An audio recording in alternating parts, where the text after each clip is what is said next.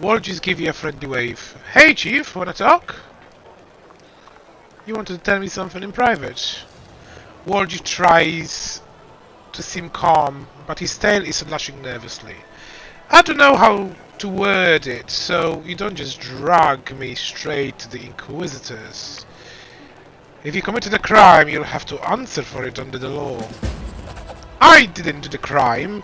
No more than usual anyway. It's a personal matter, Chief. See, it's more like the other way around. I want you to talk me out of doing something stupid. Warjiff is still alert, but the motion of his tail slows. Fine. I still can't believe you took me back. No one has ever done anything like that for me before, so I guess I can trust you with some things, not all of them though. My shadow. Did I tell you it talks now? Well, it happened after I started carrying the Moon of the Abyss with me, and that's not the only thing that happened. I've been giving me strange... It's been giving me strange dreams, like I'm falling inside some kind of crystal, I keep falling forever, everything around me is shining, but dreams don't mean anything. I thought it was because the wound is so near, but there is something else. Wolgief stays silent for a while, building up his courage. Chief, I'm stronger. My fingers tingle anytime I use magic now, like it's dying to come out. It wasn't like this before. I did some magic, but now it's like I can do some real damage, you know? This never happened before I took the moon. Wolgies gives you a pleading look. Chief, I don't know what to do with the powers. Will they get stronger? I mean, I've always thought about what I'd do if I was suddenly rich and powerful. I'd shown everyone my true worth, but I'm not ready for this. I'm not ready for this. It's too much for a simple fella like me. Yes, this is my grandfather's inheritance, but why'd he leave it to me? Do you think he really wanted me to become stronger so I could grab what the world owed me?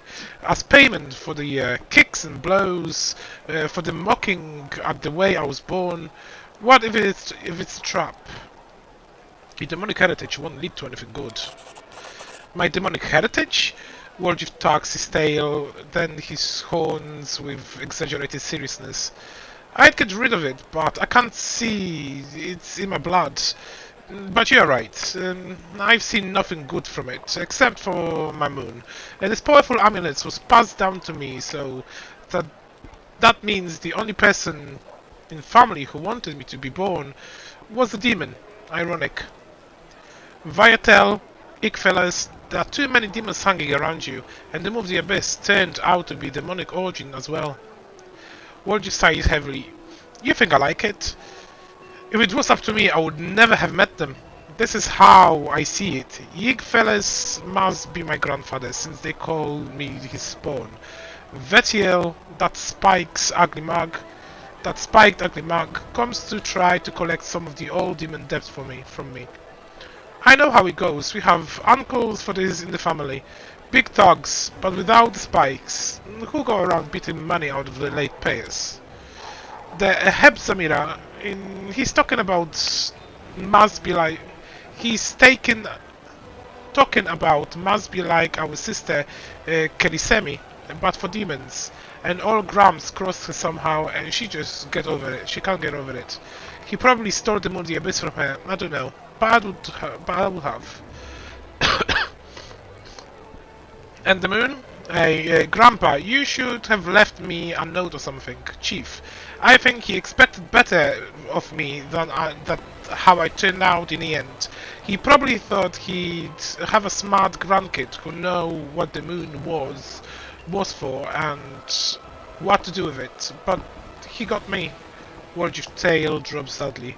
So what if he was a demon? I don't want to let him down, you know?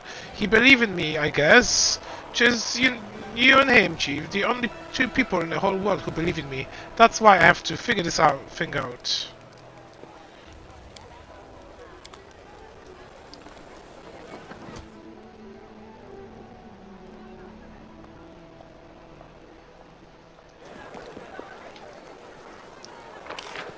Okie dokie.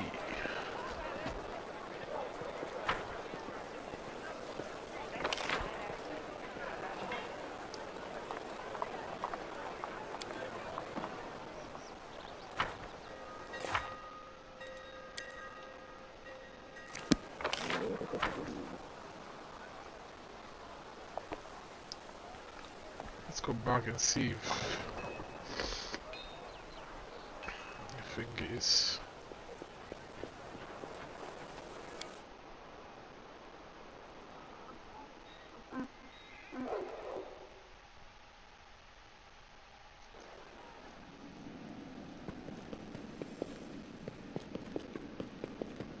We march ahead.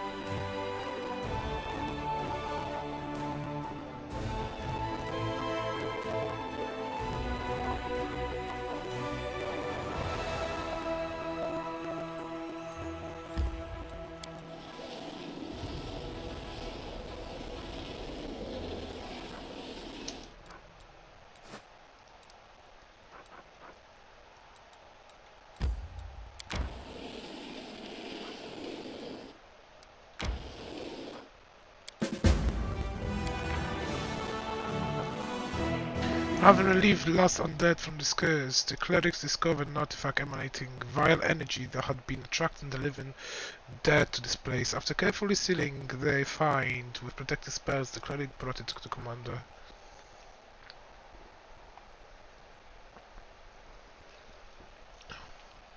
Stephanis became known as the Rotten after his act of treachery. The apprentice of Zacharias, a great hero of the Crusades, Stephanis deserted on the eve of the Battle of the Lost Chapel and dedicated himself to the forbidden art of necromancy. When the Inquisitor caught up with him, Stephanis made an outrageous claim that his master, the valiant Zacharias, had also been practicing necromancy using his dark secret against the demon. Shortly afterwards, Stephanis managed to escape, killing the warriors sent to arrest him. According to his journal, his next undertaking was a ritual that was supposed to transform him into an immortal master over the undead. The details of the ritual are now lost, but all the research into undeath points out that such potent magic cannot possibly exist. The tragic death of Severus the Rotten, who failed to achieve immortality and ended up mindless undead, serves as a yet further proof of this.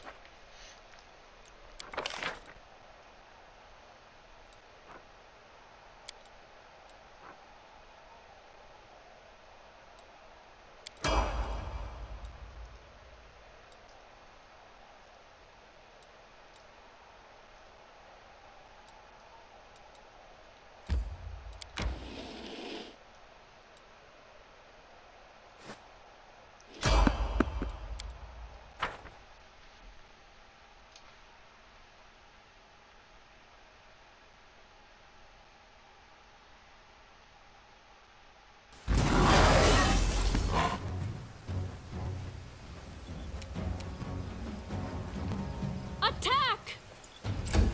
Begone, fiend!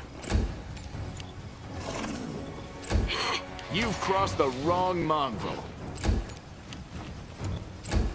No glory without risk!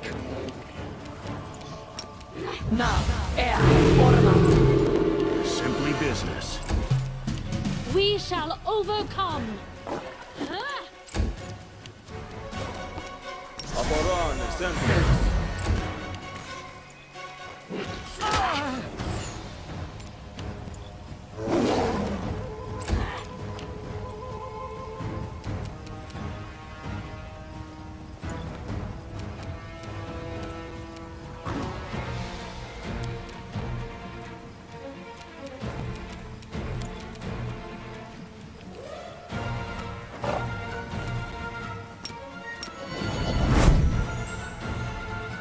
You won't survive me.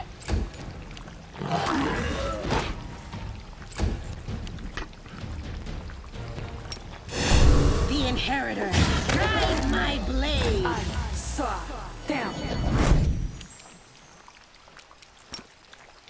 Down. Aeon. It's your time to cease to exist. Do not hold back!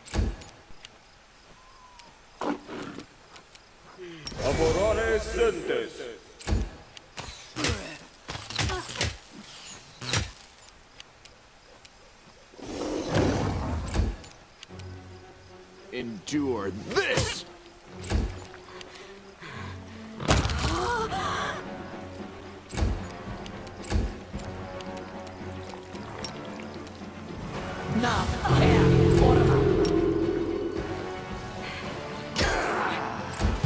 Strike as one!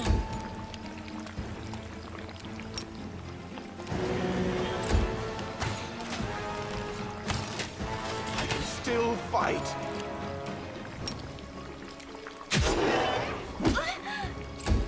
Make every strike count.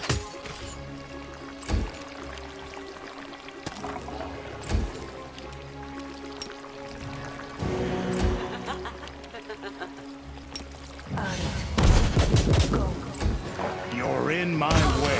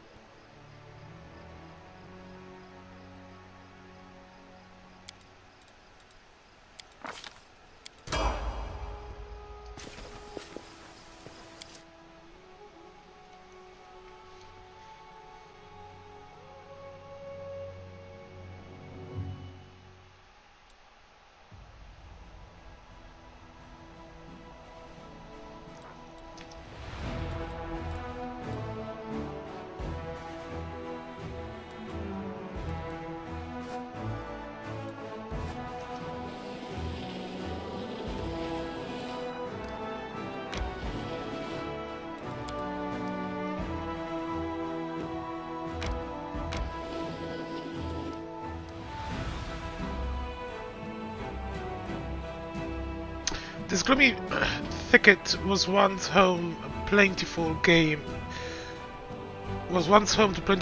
is now desolate. A terrible predator hunted almost all the living creatures to extinction and taught all who remain to live in fear. The trunks of age-long trees are covered in marks of dragon claws, and traces of a forest fire can be found here as well.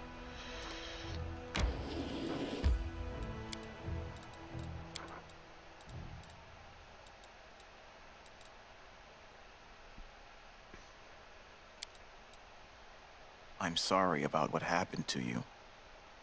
What happened? What are you talking about? Oh, right.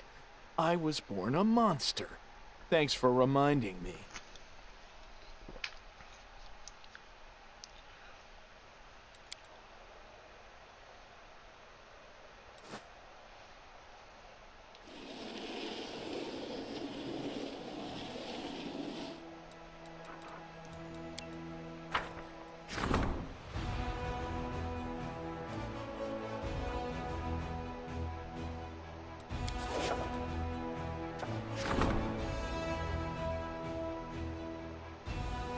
The quartermasters brought cats to Dresden so that they would keep the stores safe from rats. Smaller demons have learned to assume the form of a cat to sneak into the city and wreak havoc. The soldiers are ready to start hunting cats, but the quartermaster are against it.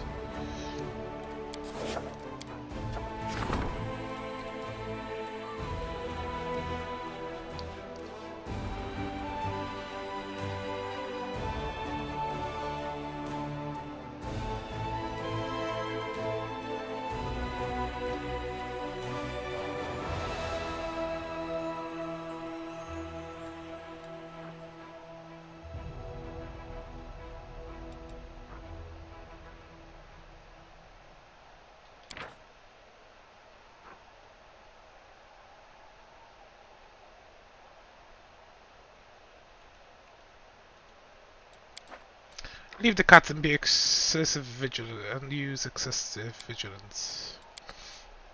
The cats, safe and sound, dutifully guard the supplies. The soldiers, on the other hand, are scared of every shadow with a tail, but they remain vigilant and discover demon infiltration promptly.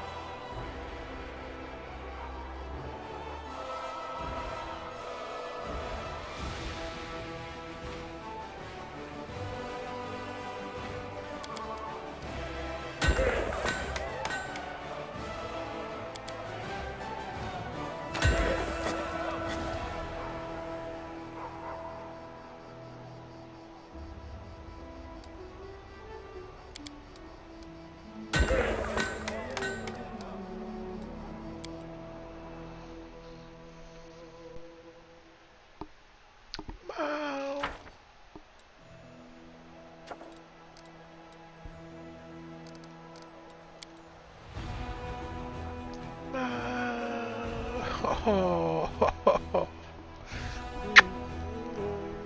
you little cuddle. Cuddle, little Dunya. You are my little cuddle.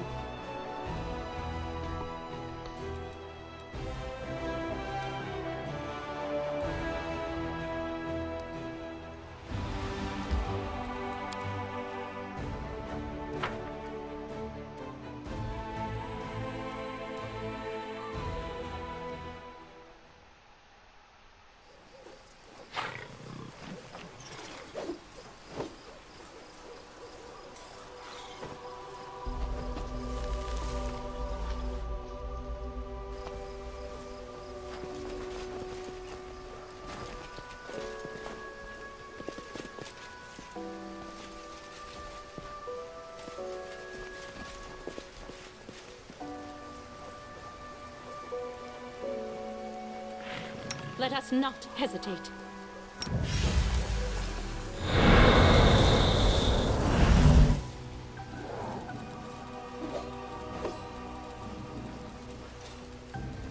Together we stand. You require my unbiased opinion? Esme, Axe, yes. Esme, Axe, yes. Na, Orama. Na, Orama. Ba, Ritzi.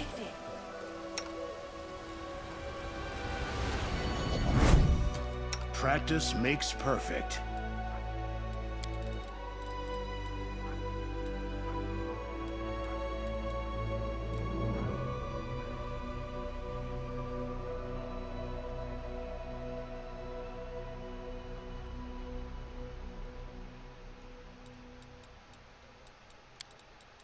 Let me help. Aborane sentes. Ona adayanam. Ona adayanam.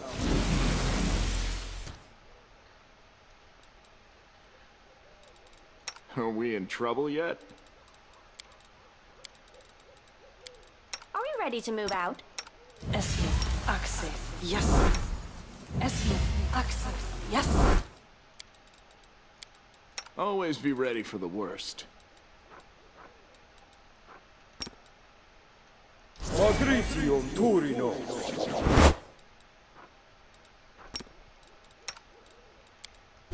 Ona adayan. Ona adayan. Ona adayan. Ona adayan.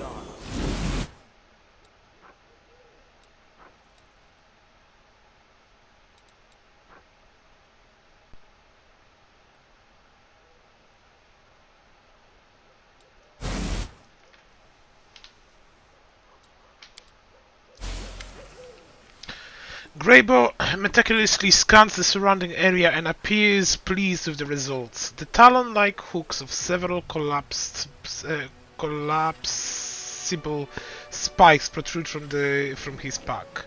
The dwarf produces a small, tightly wrapped bundle from his pocket, and his pungent smell fills your nostrils. Come over here. This is where we'll set up an ambush for the dragon. Let's light as many fires as we can, so she thinks there is a whole caravan staying here overnight.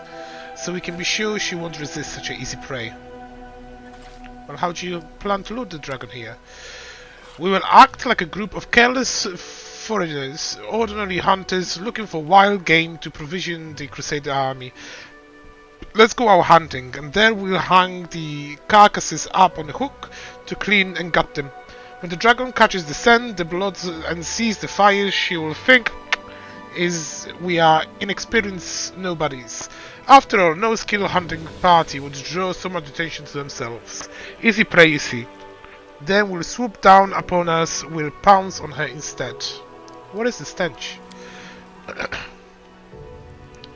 It's frog's eye, some herbs from Magnima, used as a seasoning by the Varisians. I'm not sure they can even eat anything without it. The heat of the fire will cause the smell to rise up in the air, where the wind will carry it far and wide. The dragon will will surely catch the scent and take interest.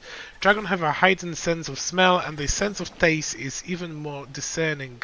The beasts won't be able to resist the chance to try some strange new kind of meat. Let's get started.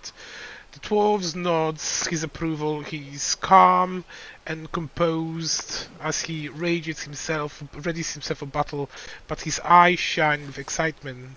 This is going to be fine ambush. You are a little monster, Anya. Little monster. I can see you, Commander. Get ready. The fight's...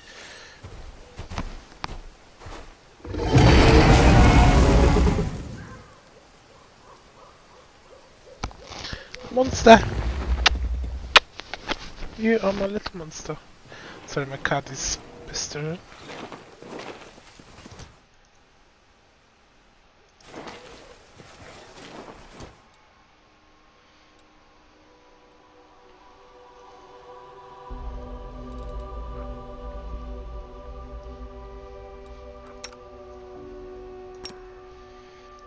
Defeat is not an option.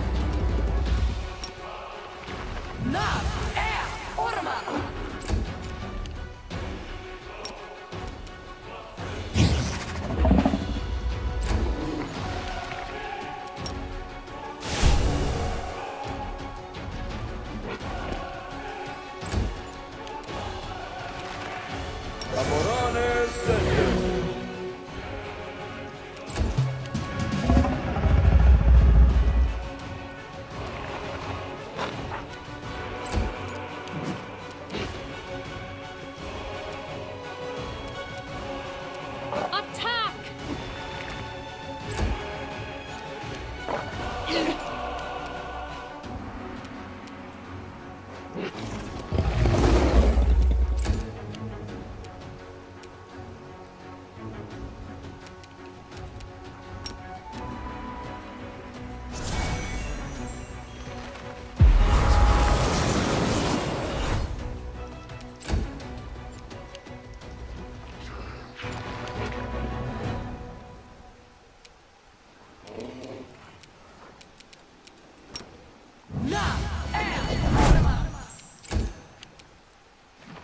You had your chance.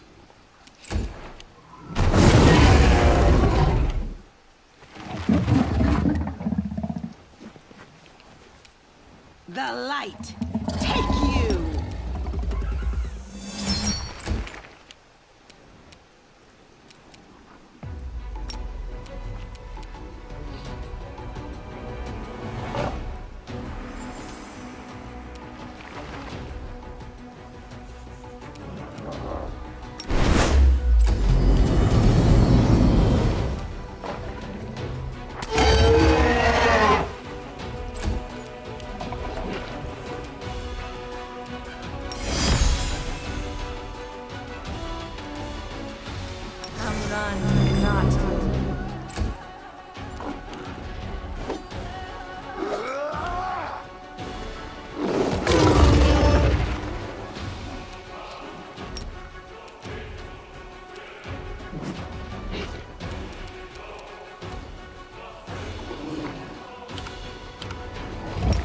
You've crossed the wrong mongrel.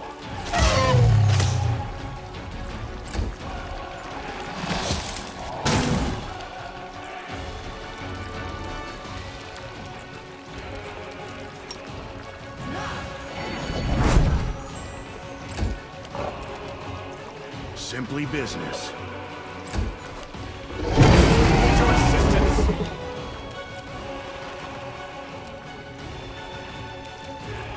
No glory without risk.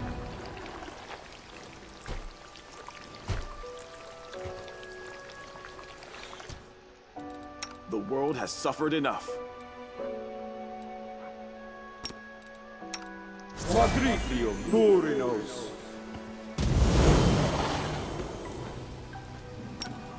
Patricium Turinos.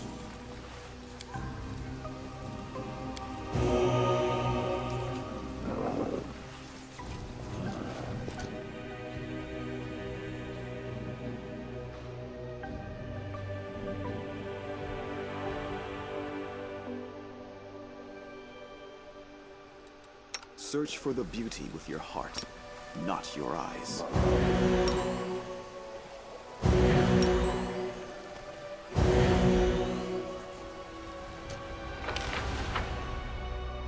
Shellen guides me.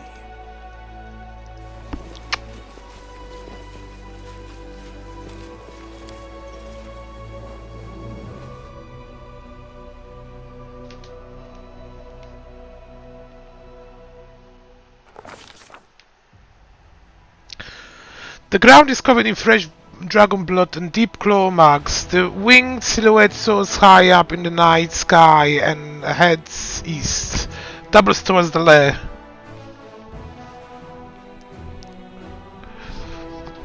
The assassin gives the commander thumbs up and throws his pack over his shoulder. The ambush was a success. Serious loss of blood, though not fatal, caused the dragon heart to compensate by contracting more rapidly in order to oxygenate the muscles. This makes it more difficult for her to breathe and weakens her wing capacity. The lack of oxygen then leads to convulsive seizures that force the dragon to descend for short rest. It takes her the entire night to travel the distance she could normally cover in a few hours.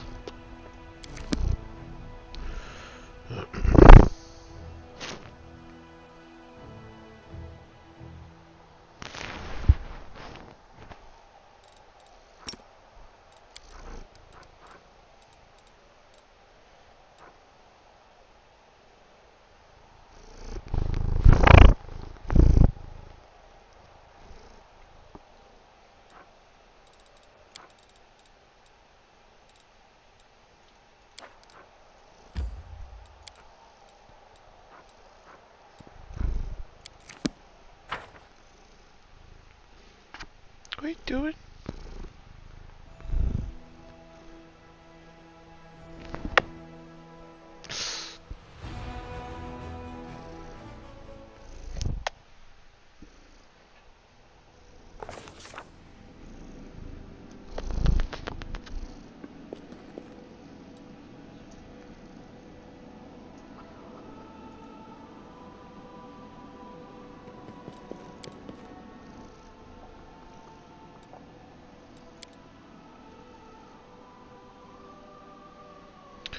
Horn length check. Now let's measure your wingspan. Please spread your wings out fully. I can't stretch them out any further. I'm trying.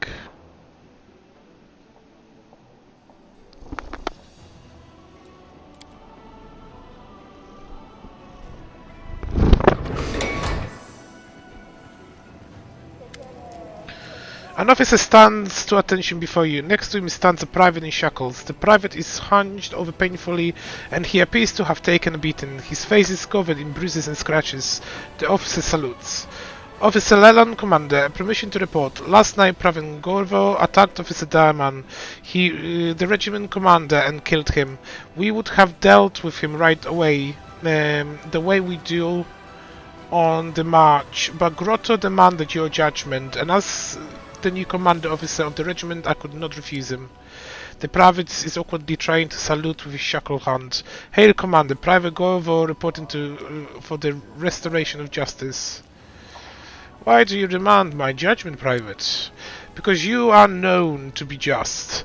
You make scoundrels show the true colors, and as if you can see right through them. And you are my commander. My life belongs to you, not to those vultures. I'm a killer, but not by choice.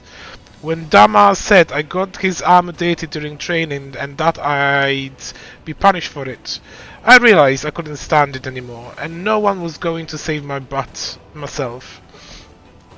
The commandant won't have the time to hear a complaint from the lowly Grant. That's what I thought. So I took out my knife. Grovo grins bitterly. I was right. You made time to come and see a killer, didn't you? Why did you attack the officer? Lennon answered quickly before Grovo even has a chance to open his mouth. He and Dama fought over a woman, Commander. Everybody knows this. You can ask anyone. Grovo clenches his fist and his shackles rattle noisily. That's a lie. I killed him because someone had to. I had to stop. Lan, you said something about a woman. What's the story there? An archer, one of those women who aren't interested in glory but only joined the crusade looking for a rich count to marry. Really, I can't remember her name. Dama wasn't a count, but his family is old, wealthy and respected. Of course she chose him, though after everything that's happened, she's probably lying low somewhere. You're lying, Doug. You know Raylia stayed in Canabris. What will you say next? That she flew to Dresden on a silver dragon to dump me? There was nothing between us. I don't need a bitch who gets off with the likes of Dama. Someone had to kill him. What do you say that? This is nonsense, Commander. I knew Dama. He was a loyal warrior, a skilled fighter, and a strict officer. It's true he wasn't universally loved. The regiment's weaklings, and idlers hated his methods, but I did think they would go as far to murder him. True, he was a lover of women, but that woman made her choice. Grover should have just. Dama bullied us in words and in action. A strict officer, why don't you mention the time he ordered us to bury that lad neck deep in the ground and forbade us from shooting away the crows? And remember, back in Canabris, he tied soldiers to a pole in a stable on a hot day. Anyone who brought him water and waved away the gadflies was brought back to the same stables and whipped. And you think he struck us on our backs? No, it was always the heels and the other places where it hurts the most. And do you know, Leland, what's like when a rag is put over your face and then they pour silence, Private? I need to know all the circumstances. My advisor will deal with this when they have time, and Grovo shall go to prison to wait trial. Both Leland and Grovo bow, but Lalan is obviously confused. I know nothing can be hidden from you, Commander, but you see, there might be consequences depending on how this investigation goes. Fought over a woman is a good answer to all questions, believe me.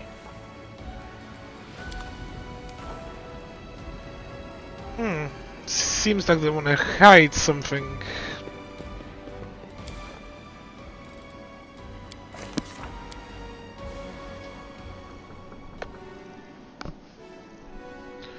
Are you going?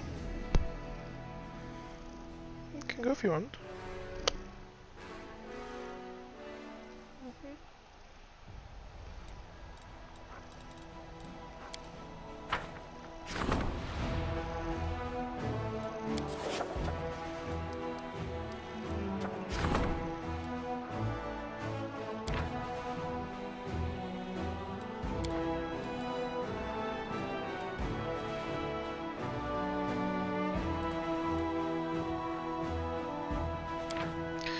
At the time when Aslanti Empire was still savoring its golden age of might and glory, the name of Harcatrix was familiar to everyone in the city of Golden Gates. Hectatrix was the queen of countries and the most beautiful of women. Her heart-winning powers was great that even kings and queens could not harm her. The cruelest assassin would protest themselves at her heels like loyal hounds. Impressed by her beauty and sensuality, the goddess Shaelin and Callisto decided she should be the priestess and quarreled forcefully over her. Shrewd Hecatrix never was a chooser. She always wanted it all, so she praised each goddess in secret when her rival was not present. She was collecting all the blessing of Shaelin and Callistra in a beautiful gem until one night the truth about her deception was revealed. Both goddesses were enraged by her betrayal, and while the kind Shaelin forgave the traitress, Callisto decided to destroy her. In the course of an unbidden, wine-fueled nocturnal orgy of debauchery, the queen of the courtesans was torn to pieces by a crowd driven mad with lust. No one paid any heed to Hector's for 200 years until one day the sin-soaked soul of a succubus with a magnificent scarlet gemstone on her bosom awakened in the abyss. The gemstone was called the Attractive Impulse. The gem combined the passion and lust of the queen of courtesans with the blessings of two goddesses, which together forged a dangerous and alluring relic. The commander's servants have carried out the decree. Good.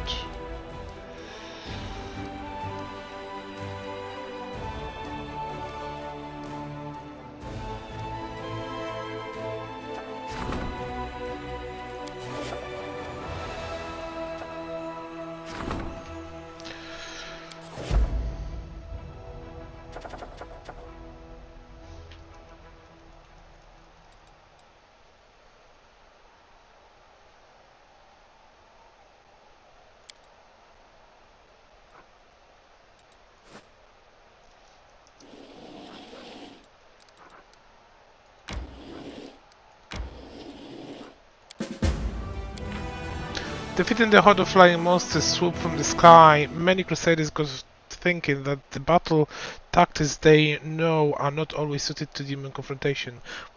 With every few battle, the army gains inevitable experience and the soldiers are eager to learn, for their lives depends on it.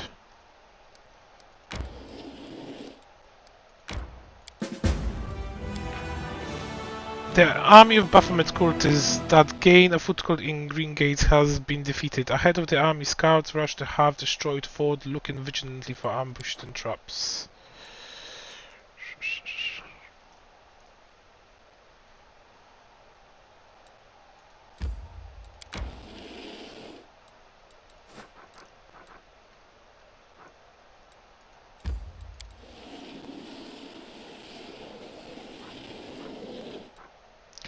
The ground is drenched in dragon's blood, dry but still visible. An injured dragon has been here recently. Dark splotches of dried blood are visible on the ground. Its foul, pungent scent awakens the predatory instinct of the hunt. Everything nearby is splattered in blood as if battle took place here, or someone slaughtered a herd of goats. Yet this blood belongs to neither human nor goat. Its sulphurous odor indicates that this is the blood of a rare fire-breathing dragon. Injured and exhausted, the fleeing dragon stopped here to rest. The commander sighs too. Personally examine the trail to impress the assassin. Having examined the blood of the commander points confidently to the south.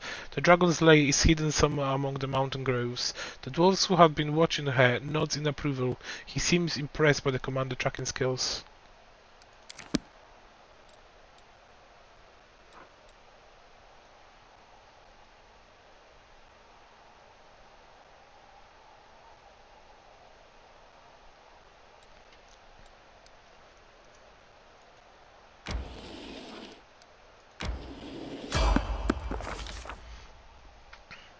The commander and her followers are traveling the mountains, trying to track down the female woundworm that has lately been wreaking havoc around Dresden. The dwarf leading the party approaches the edge of the cliff and points down to the ruins of the tower, built upon the rock 300 feet below. Its very existence raises a number of questions. Who would dare to build a tower here, so close to the demons? Why would they erect it here, at the bottom of a canyon? An expert analysis of the tower structure provides an answer. Numerous features in its design indicate that the building dates back to the golden age of the Aslanti Empire. It is several times older than the Wardwund and was originally constructed on top of the mountain before the cataclysm changed everything. The tectonic plate shifted, causing the tower to sink to the bottom of a newly formed canyon, and the mountain rose up around it like the jaws of a predator, ready to snap shut and bury it beneath the rock forever. The ancient ruins have been abandoned for ages, barely visible amidst the steep cliffs. The tower would have remained hidden had the commander partly not discovered it by following the trail of blood. The dwarf signals that it's time to descend. The Alpine path leading to the tower soon splits into two directions. On the left is a rocky edge, dangerously narrowed and visibly unstable. On the right is a broad path covered in overgrown brambles and thickets. There are many poisonous plants in these mountains, some of which are so dangerous that merely touching them can lead to numerous adverse reactions. This includes, but are not limited to, migraines, disorientation, vomiting, hearing and vision loss, paralysis and even death. The commander assessed the risk and...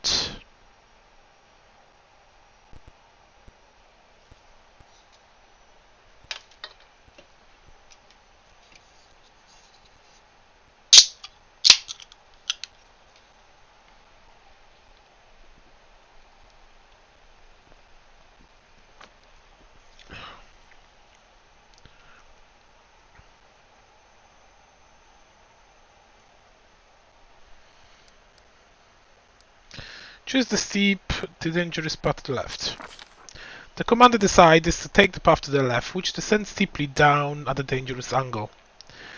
The loose stones along the ledge are treacherous and unstable, and one wrong step could cause a rock slide. This is a task for either a person of outstanding acrobatic talent or someone attentive and cautious.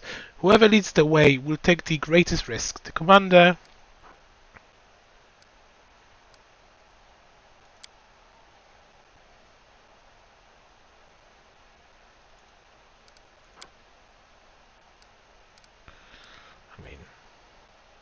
no-brainer, sends her most careful and intelligent companion to lead the way. Statistics show that mountains often prove to be more cunning and cruel than those who seek to conquer them.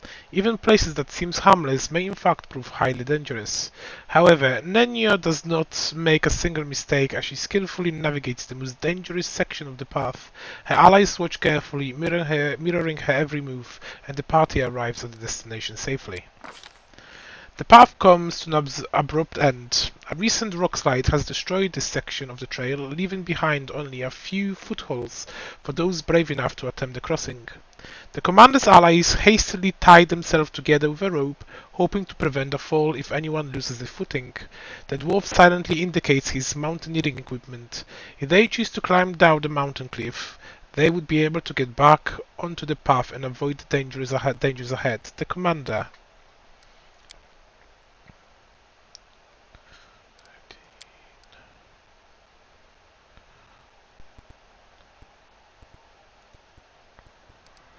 orders the most agile of her companions to carefully lead the party down the slopes and the footholds. Fuck. It is unwise to trust the stability of fallen rock. It is no longer solid stone, and the slightest movement can cause it to collapse. Kalalpala leads the party across the incredibly precious ledge when suddenly there is a sharp crack of splintering rock. Nina falls like a stone forward to the ruins below. Her allies reach out to catch her. This is just escalated. And succeed, unfortunately. Nina clings to her allies, pulling them with her, and she plummets through the air. The safety rope grows taut, and each member of the party is dragged over the precise one after the other. Amidst a cacophony of shouts and muffled screams, the commander and followers hit the ground with a resounding thud. Luckily, the ledge was not high enough for the fall to be fatal, but they covered the rocks around them with spattered blood and torn bits of clothing as it trembled towards the dragon's lair.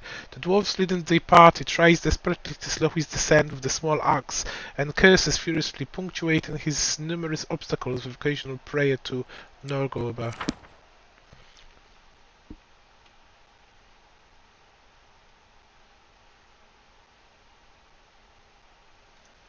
No.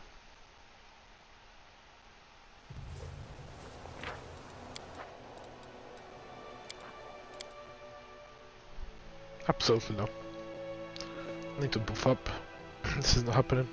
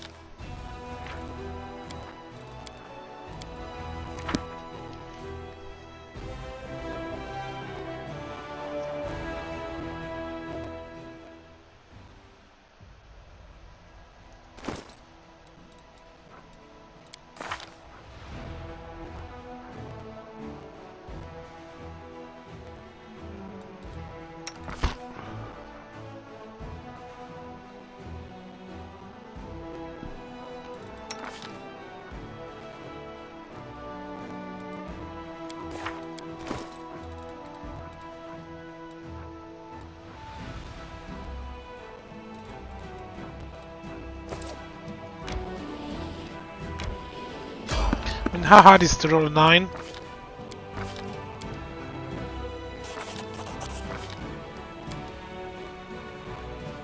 Apparently very hard.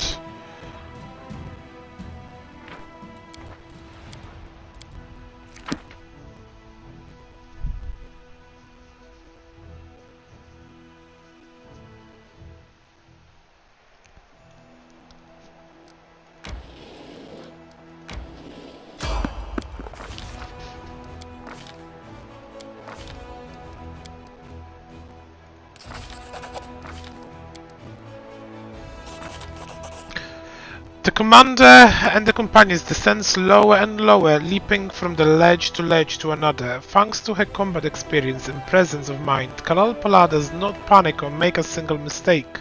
She skillfully leads her followers across the treacherous terrain. Eventually they reach a secure rock ledge.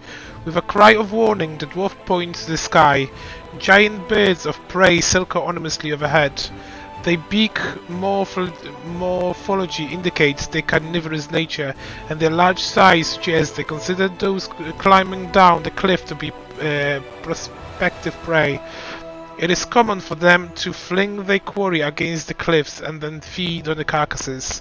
With ear-piercing shrieks, they swoop into formation and dive down to attack. The commander gives the order too.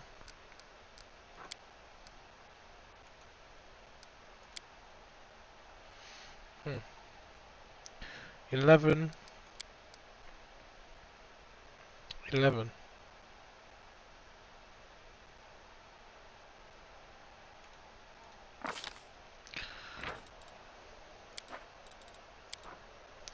It's gotta be an issue, isn't it?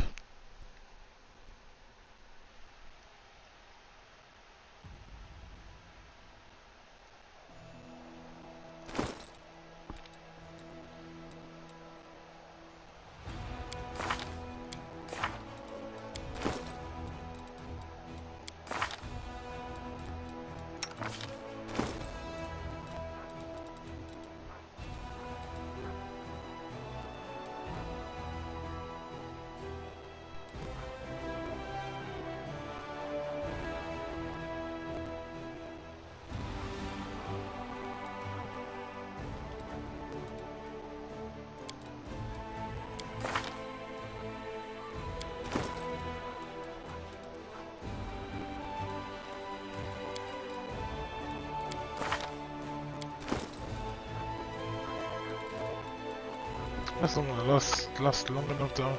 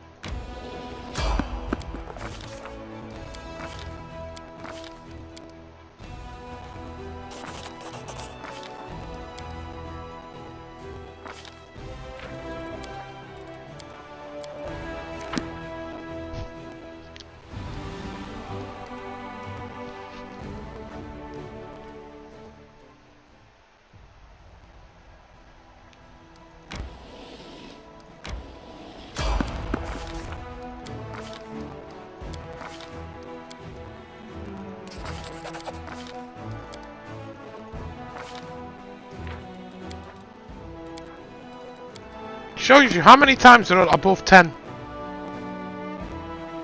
Not many.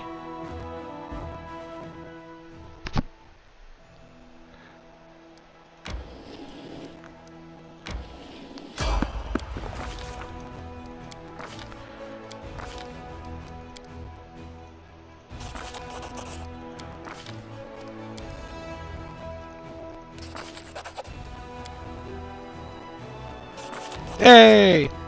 Suspended over the chasm, Lard meets the leader of the flock with the decisive blow. With screeching and splashing of blood, the leader plummets, the rest of the flock fly away in fear, not wanting to share his fate. The party overcomes every obstacle and finally descends to the ruined tower. The mountain has been conquered and no one has fallen victim to its treachery.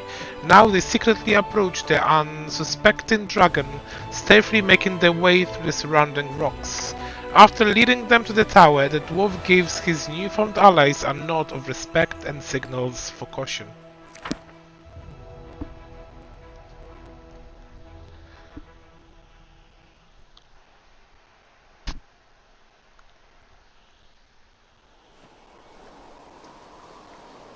Nice.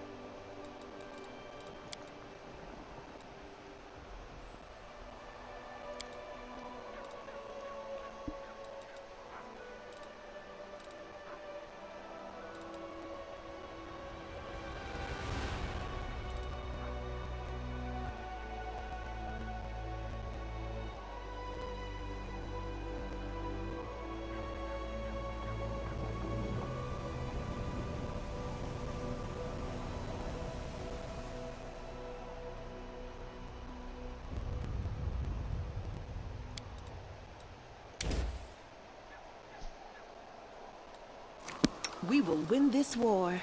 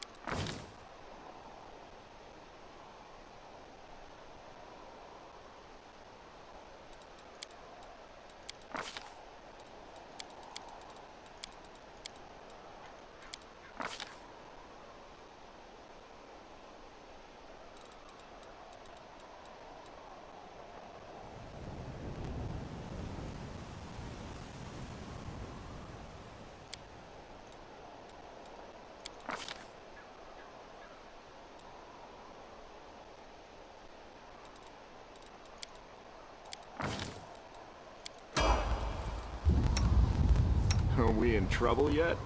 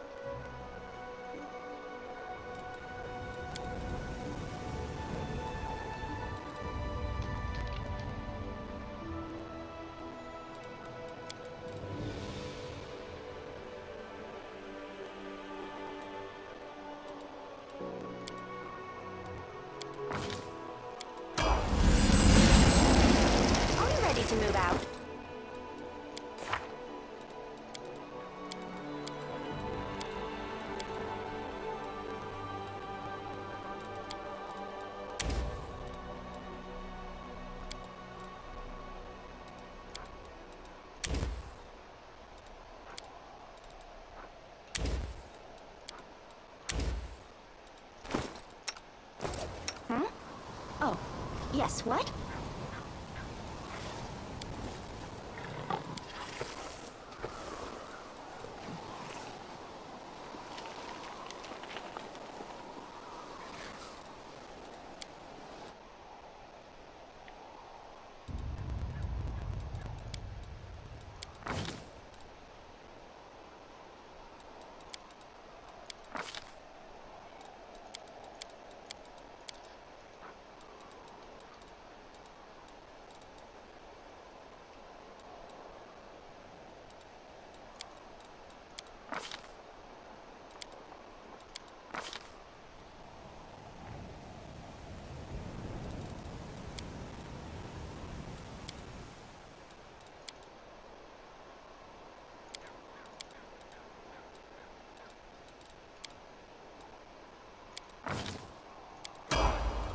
My will is resolute.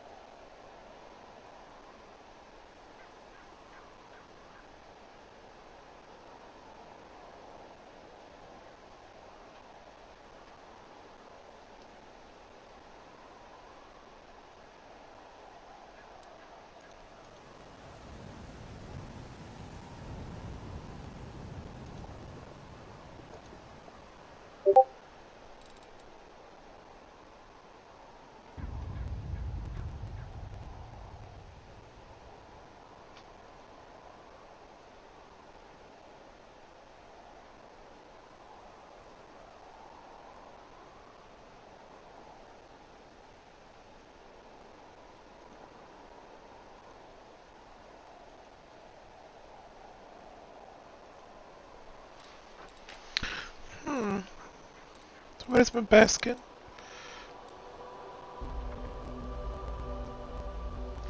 Go away, go away, go away. We just had a code. Oh, there it is. Fucking hell, blind.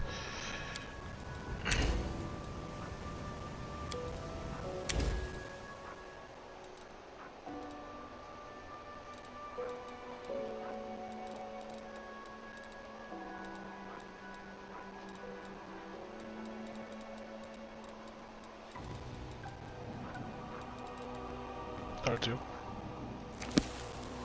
Nice. Anything new?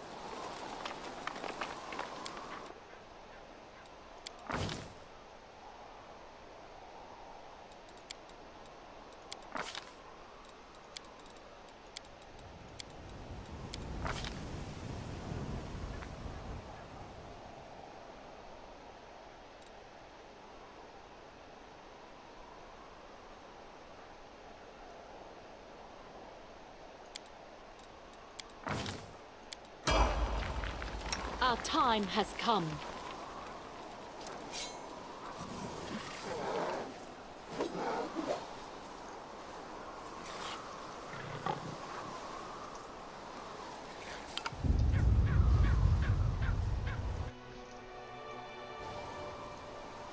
I will not falter.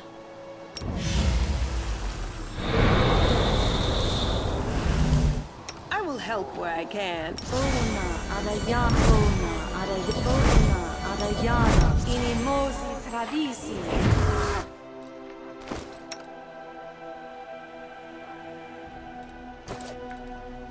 You know what you're doing. The world has suffered enough. Abaran Sentes. Ona Adayanam.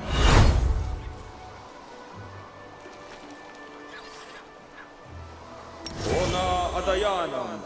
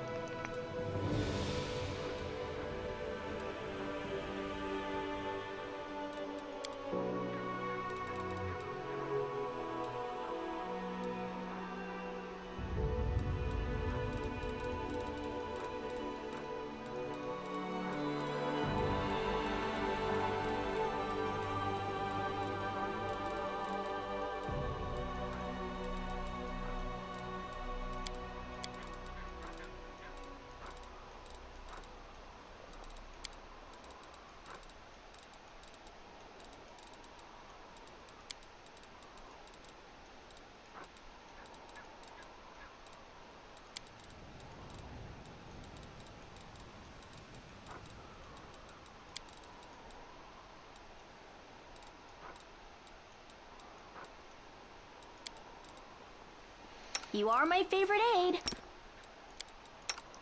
Esme, Axe, yes. Esme, Axe, yes. Esme, Axe, yes. Esme, Axe, yes. Na ea orama. Na ea orama.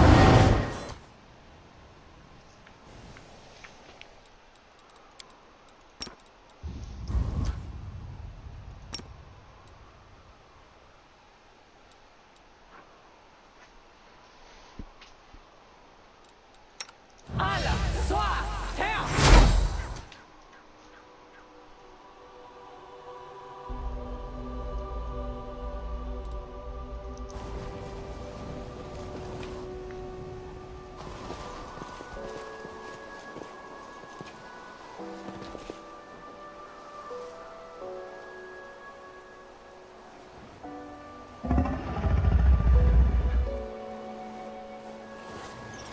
Let's try to get as close as we can. Dragon without make any noise. Then we'll make. Greybow whispers approvingly.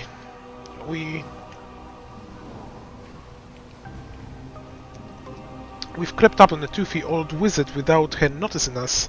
It's a pleasure to work with the real professionals. Let's get a little closer so we can attack when they're least expected. The dragon looms over the old elf, her vicious teeth breed in an angry snarl. You recognize his fate. He is called the Storyteller. Face. I know you are in league with those little parasites who wounded me. They sent you to spy on me.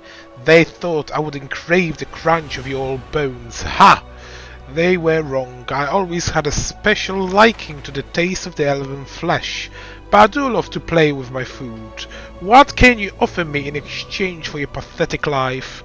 Perhaps I won't kill you if you manage to impress me. The storyteller is pale as a ghost, but he stands strong and doesn't lose his nerves, though his voice trembles slightly as he speaks. A story. Stories are all I have, but some of them are precisely more valuable than any treasure. This I can offer you in payment.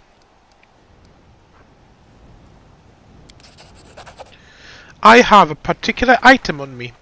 Its previous owner was quite sinister, so I think you appreciate his story. The storyteller produces a small bundle from the bag and opens it to reveal a golden signet ring. As he holds it up in his shaking hands, the old man's voice suddenly changes. His tone grows shriveled and angry, talking on an exaggerated quality as if he's going a mocking imitation of someone else. Everything in this throne room is so cheap and vulgar. Jumandi Aldori knows nothing about luxury. Another sorry provincial excuse for an aristocrat. And yet I still must bow my head and smile politely at these sword-wielding half-wits. These poor souls have never known anything more luxurious in their lives than this rural parody of a palace. I must convince them that I am at their mercy. Ha! Soon they will all beg me for mercy, but I'll see that they are given none. Or my name is not Tartuccio. And look at these foolish idiots who want to become a baron. What's a parade of loads? A whining, bumbling boor, more beard than face, who drones on and on. An insolent, unwashed wench carrying around a dull gardening tool as her wagon of choice. An undead sadist carrying an endless amount of emotional baggage from her childhood. She's actually alright, to be fair, but as for the frustrating halfling who never shuts up, how I long to take a little journal of hers and shove it up her bubbling mouth so she'll choke on it and be quiet. A wolfless creatures who cling like a limpet to someone's far more important, my greatest rival, a dark horse. Well, consider this entire performance dedicated to you. The old elf is out of breath, and his diminishing voice becomes hardened to discern. Nice. This night will be long and bloody. The mercenaries will storm the palace and kill this useless rabble, hopefully starting with all of my rivals, but they won't touch me, for I possess a token of immunity, a ring with King Irveti personal coat of arms. After all, it is I who must lead the expedition into the Stolen Lands, not for stupid titles or glory, oh no. Ha, imagine becoming that fool Jomandi Budlika until the end of your life. No, my precious witless little soldiers will produce something a lot more valuable than a barony in the middle of nowhere. Something precious is hidden in the stolen lands. A wooden sword created by someone who was truly powerful. Nothing like the pathetic scraps of metal worn by those pompous Aldori simpletons. No, it is a true instrument of false. It's a pity I don't know how to use it myself. But King Irveti will pay me an obsolete amount of money for it. Fortunate enough for an eternity of endless debauchery. Not to mention the little bonus he will give me for Jumandi's venture collapsing like a house of cards. Merely a trifle, really. Barely buys you a palace in Absalom. And then... Oh, Callistra. This singpot with a sword has started flapping her jaw again. Why can't she just shut up? Her manners are worse than a kobold's. Be careful now, Tatuccio. Don't let anyone slip about Jumandi. I hope this loudmouth gets stabbed tonight. The storyteller voice grows louder and sharper. It's not like you are being kept prisoner. If you don't want to wait, you can always return to the mountains or whatever other place you crawl out from. I especially advise you to do it if you don't know who the Aldori swords are. The dragon keeps quiet. Finally she speaks, her voice loud and demanding. How interesting. What happened next? Greybow tenses ready to spring. He wastes no words. She's thinking. She's distracted. Attack now. To battle. With a deadly silence more frightened than any battle cry, the dwarf drives his weapon deep into the dragon's side, just beneath dragon's wing, where she scaled hide his weakness. The dragon lets out a deafening roar of pain. Through clenched teeth, Greybow gives a low chuckle. Sweet dreams.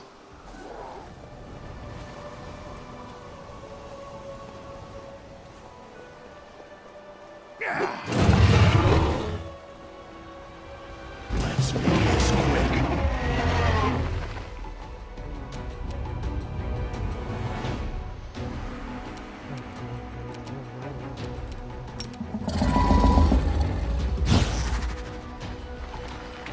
You've crossed the wrong mongrel.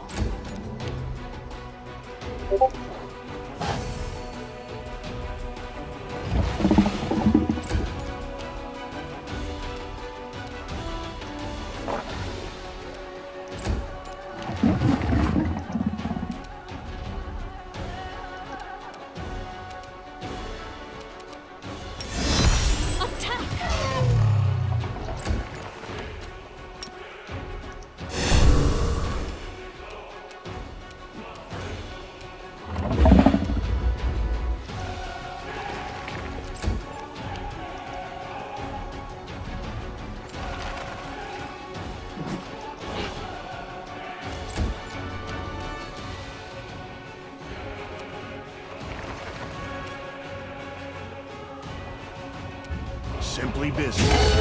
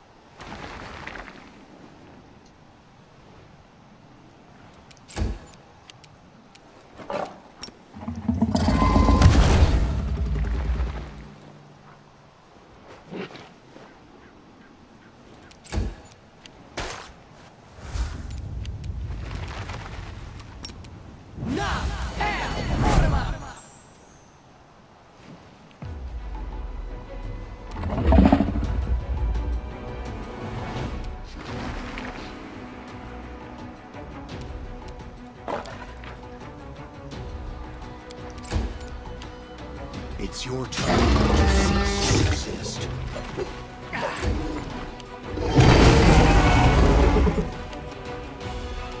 Laborare sente.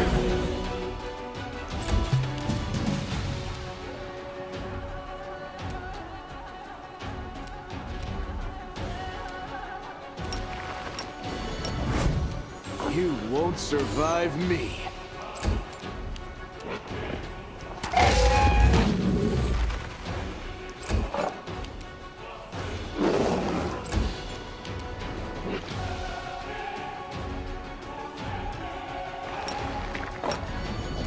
We shall overcome. The light, take you!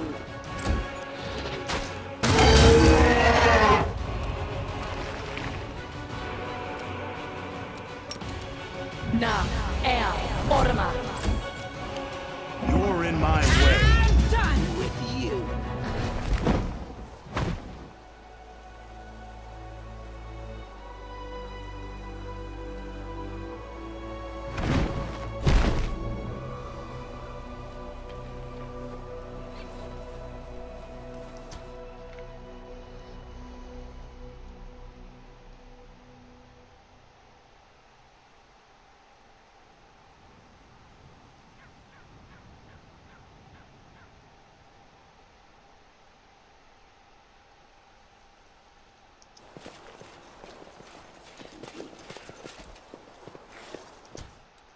You require my unbiased opinion? Ba Aeon. It is.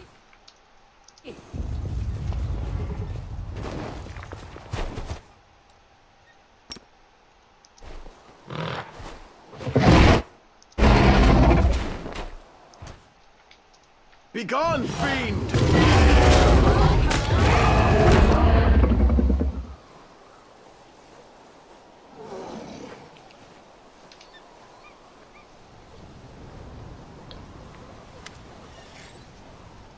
Grable looks with satisfaction at the surrounding carnage.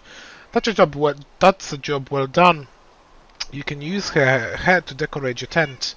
I'm going back to Dresden. It's been a pleasure working with you. I think we should continue working together. I'm ready to offer you my services. As you can guess, a full contract will be more expensive than a one-time job. I think 12,500 gold would be a fair price.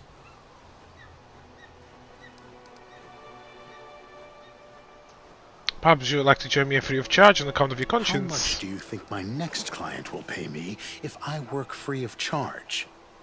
It would cheapen the value of my services. Okay, deal. From now on, you no longer need to worry about someone making an attempt on your life.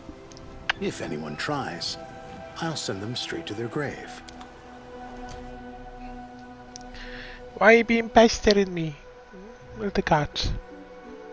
Two of you, constantly. No break. Come on.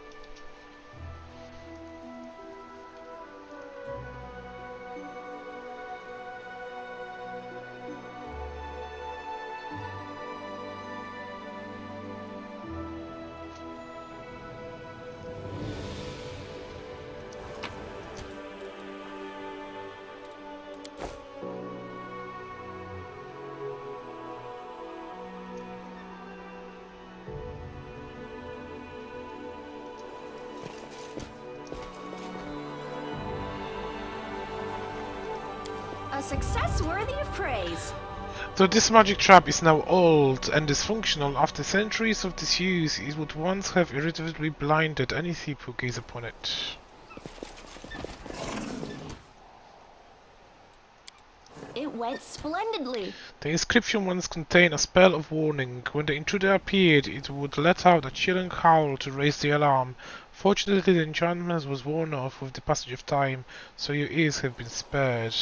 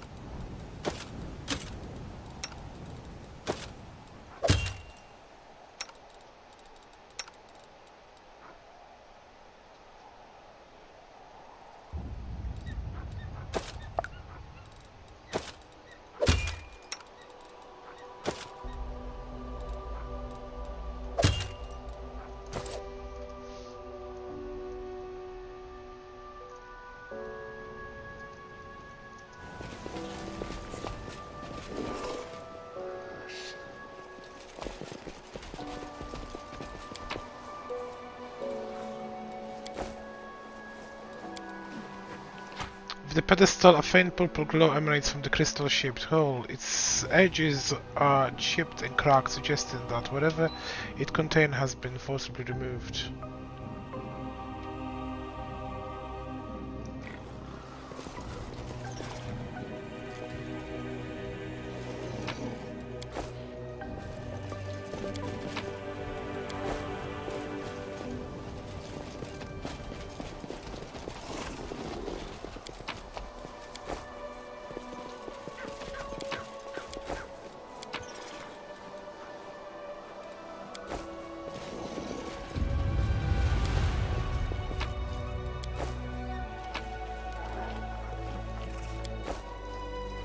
We march ahead.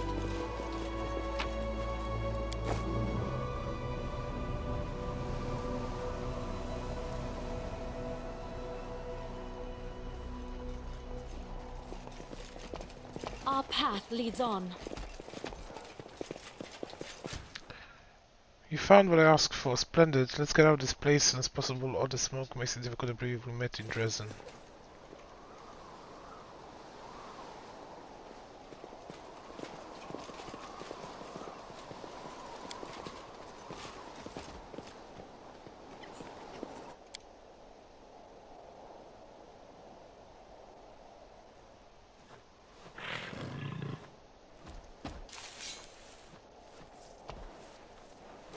I'm always open to ideas.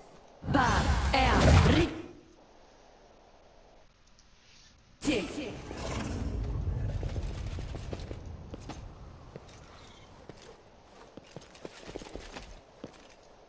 I will guide us.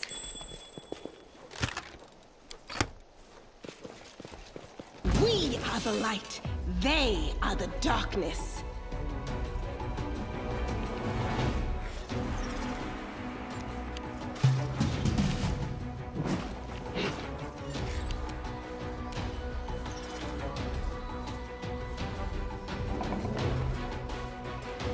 The Inheritor, guide my blade.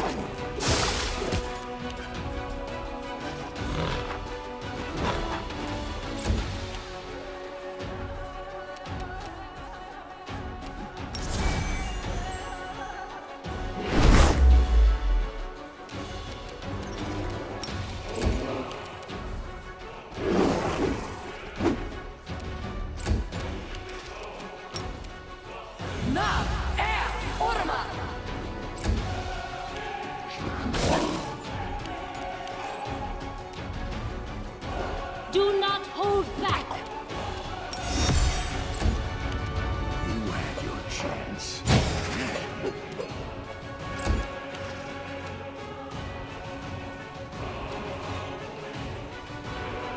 Laborane Sentes.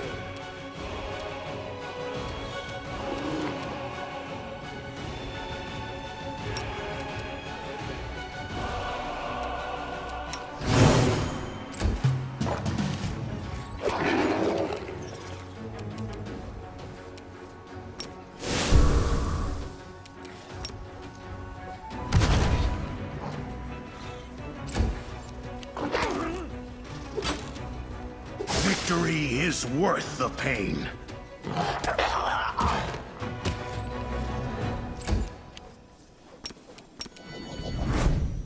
Endure this!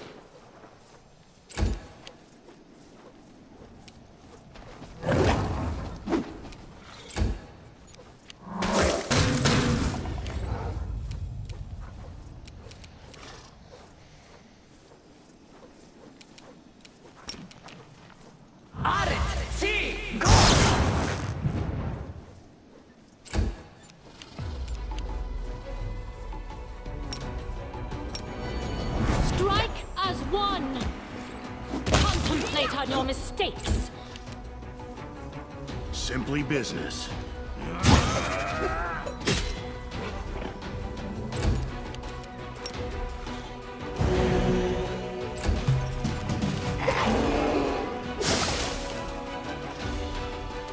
Into the fray.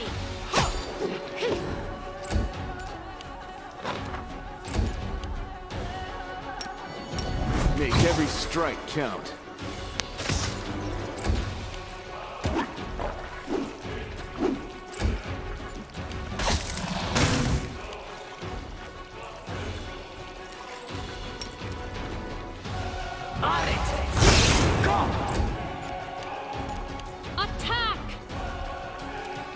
We shall overcome. It's your time to cease to exist. You're in my way.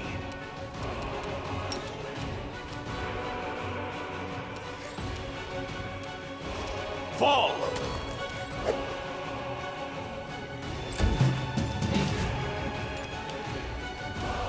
The light take you!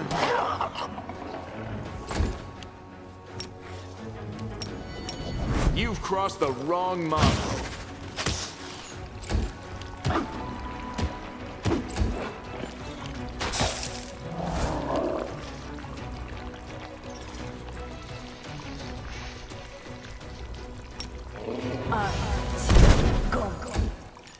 Do not hold back.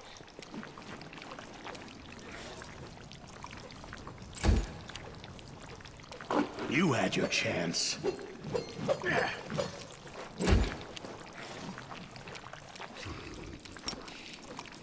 Patrizio Durinos!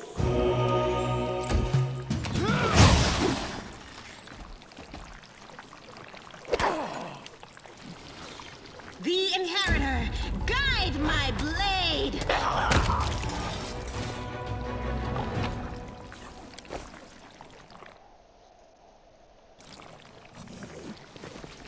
Take a look.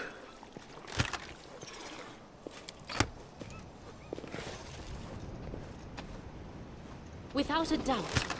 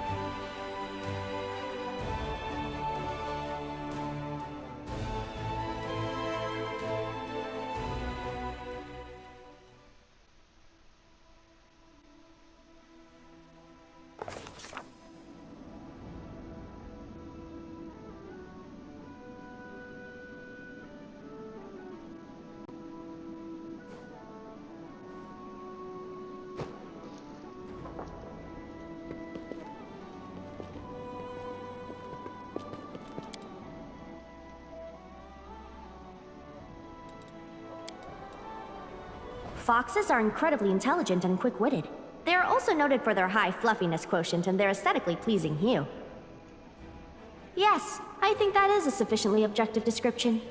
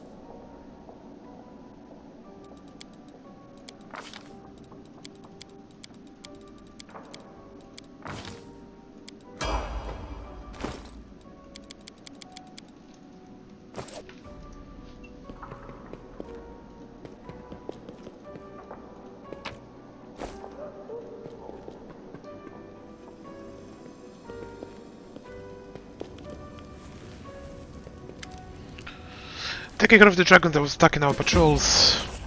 That one less problem to contend with. Now we can take an extra lookouts for the Dragon GT and reassign them to more useful tasks. Excellent work, Commander.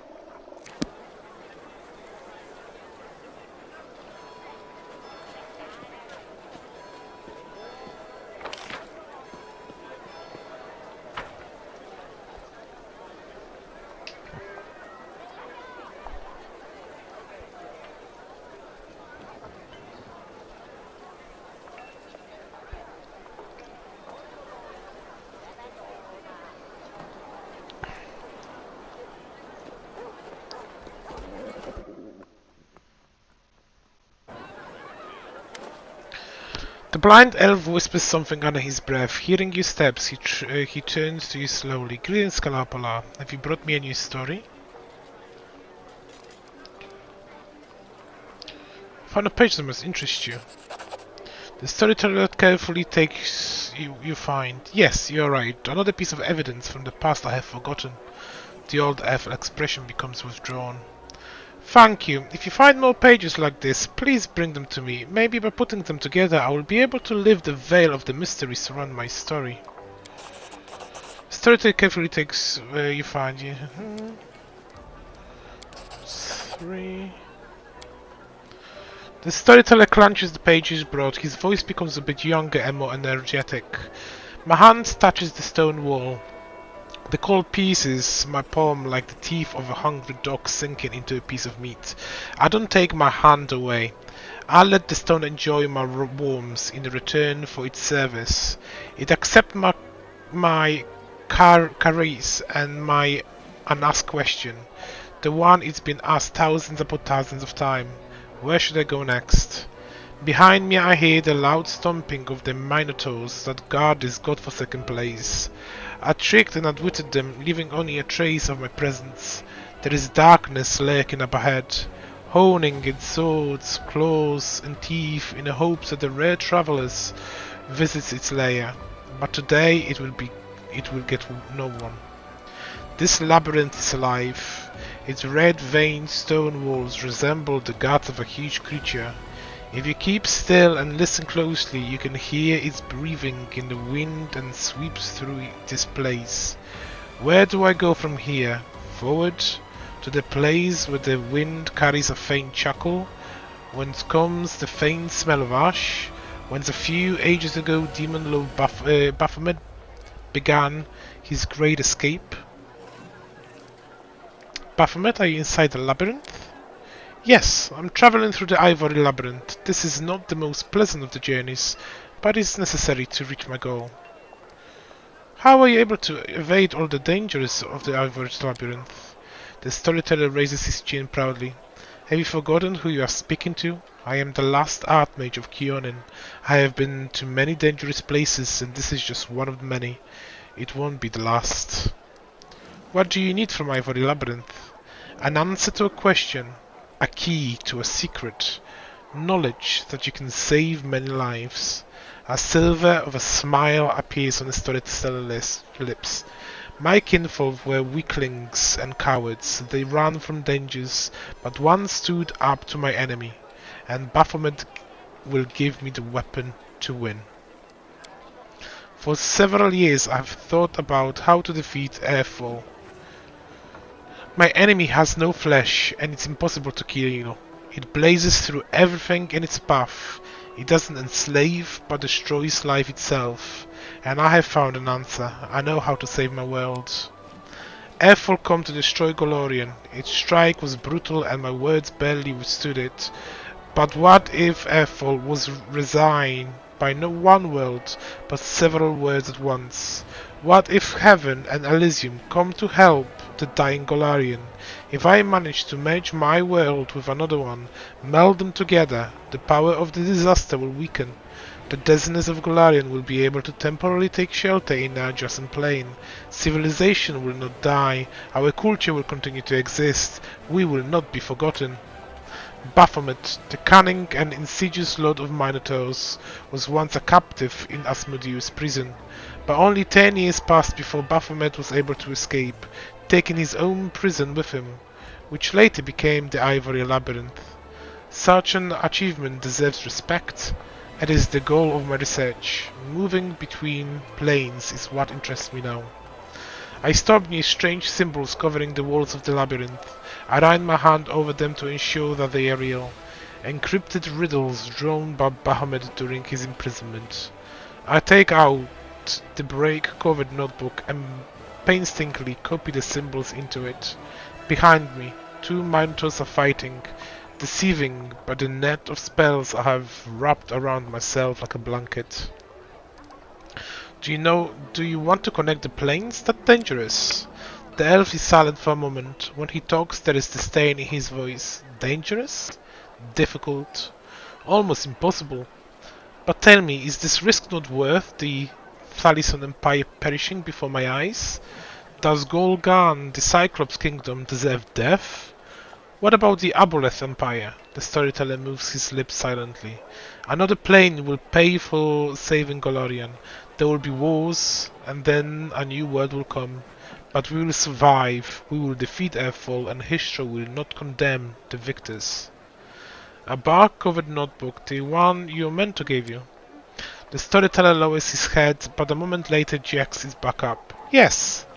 Blinded by your pride, I tore it to pieces when I thought you would not follow my kinfolk. I'm still not going to run, but the knowledge written in this notebook by my former mentor must serve my purpose. The elves managed to open a portal to Sovirian and keep it open until all of our people escaped from Golarion. The cowardice deserved disdain, but the knowledge is unquestionable. I returned to Keonan and gathered the pieces of my torn notebook. Now it is my sword aimed at the heart of Airfall. By combining the wisdom of elves and the cunning of Bahamut, I will save the world. What happened next? I copied a strange symbol into the notebook. I haven't the slightest idea what these scribbles mean. What was the future demon lord thinking when he wrote them while he was imprisoned in a cell with no way out? Was he still in his right mind? I will need help to understand these notes, otherwise describe them, make them more time than Pharasma has given me. One of the Minotaurs behind me killed the other, tore his heart out and devoured it. His blood-stained nose sniffs the air sharply, his bloodshot eyes shift from wall to wall. He senses a stranger, but he doesn't scare me. I am certain of my powers, and the spell hides hiding me. I've done my work and can now leave this place. And still I linger. What is the strange presence I feel behind me? Like someone is watching me despite all the protective spells. Who are you? I ask carefully, not hoping for an answer. Darkness. A coy female voice whispers in my ear. Against my will, I shudder. The storyteller stops talking for a long while. The vision ended at the most interesting moment, didn't it? He says bitterly at last. Please find the rest of the pages for this bark-covered book. I must know what happens next.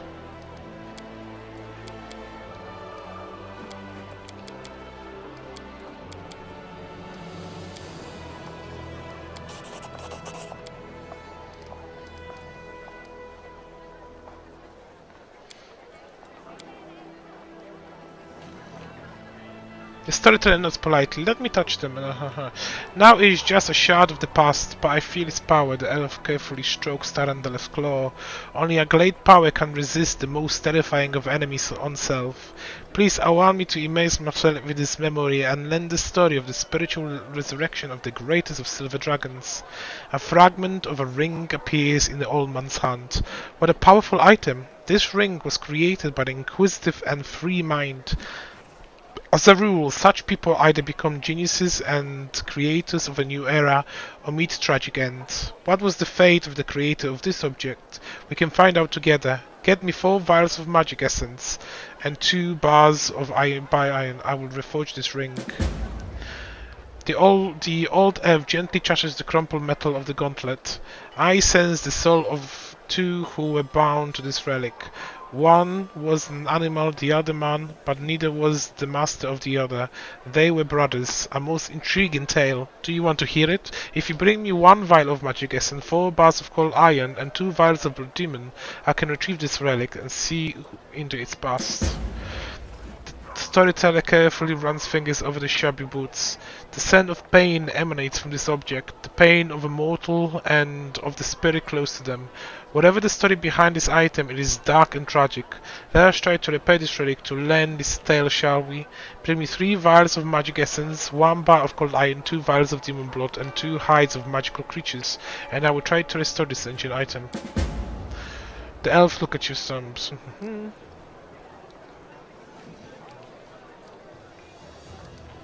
Show the piece to Talander's claw. Tell me the Talander's story to the end. The storyteller hangs his head, looks sickly and tired. How many times has the moon died and been reborn since I've been here? I've lost count. My friends brought me here. They said goodbye to me, like always, but they looked at me like it was last time I'd see me. Cowards, insidious spawn. They were glad I was going to die. But I showed them. Terendelev would live, and new Terendelev, whose eyes are finally open. I hear the rustling of wings, and I emerge from the cave where I imprisoned myself. Who is this? A friend? An enemy? Sunbeams refract off my scales as he hovers before me, surrounded by a glowing halo. The gold dragon Halaselilax. A part of me wants to fly to him and make a circle of honor around him, as in any good student should, but a part of me has turned my scales black, in ready to seize this gleaming throat. How dare he fly here, flaunting his purity and innocence? He wants to humiliate me, drag me through the mud, but I will show him. No, what I am thinking. My mentor has come all this way to save me, I know. He would never abandon me. Someone called him to my aid. Moving heavily, I take flight to greet him, but my body, controlled by the foulness, straightless like an arrow. His vulnerable throat is so close, one strike and I will destroy you. Halaseliax. What happened next? Did Halaseliax survive? I don't know, but I know the place where Terendelev was believed to have sought refuge for her tarnished soul. I saw Sakornin's ruins, a wild breaching tree next to them. Perhaps there will be something there that will shed some light on the fate of mentor and student, something that can tell us how Terendelev's strength of spirit helped her to ultimately overcome the foulness within. Can you say anything about Terendelev's future? The storyteller frowns. It's so strange that you should ask. We all know what happened to Terendelev, but something, it seems, I hear her voice in the vision. Her voice full of pain and despair, as if she is in the darkness which she cannot escape. I cannot solve the mystery of this vision, but it worries me. Thank you.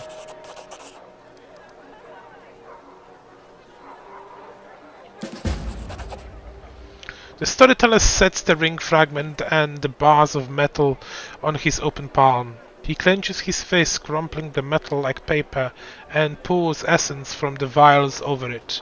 You feel terrible heat rising from the elf's hands, and when he opens his fingers, you see a beautiful ring.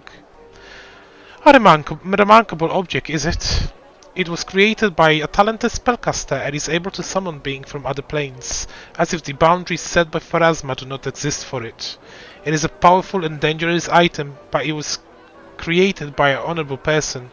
This is probably why it was not used at the crucial hour. There is quiet sadness in his storyful voice.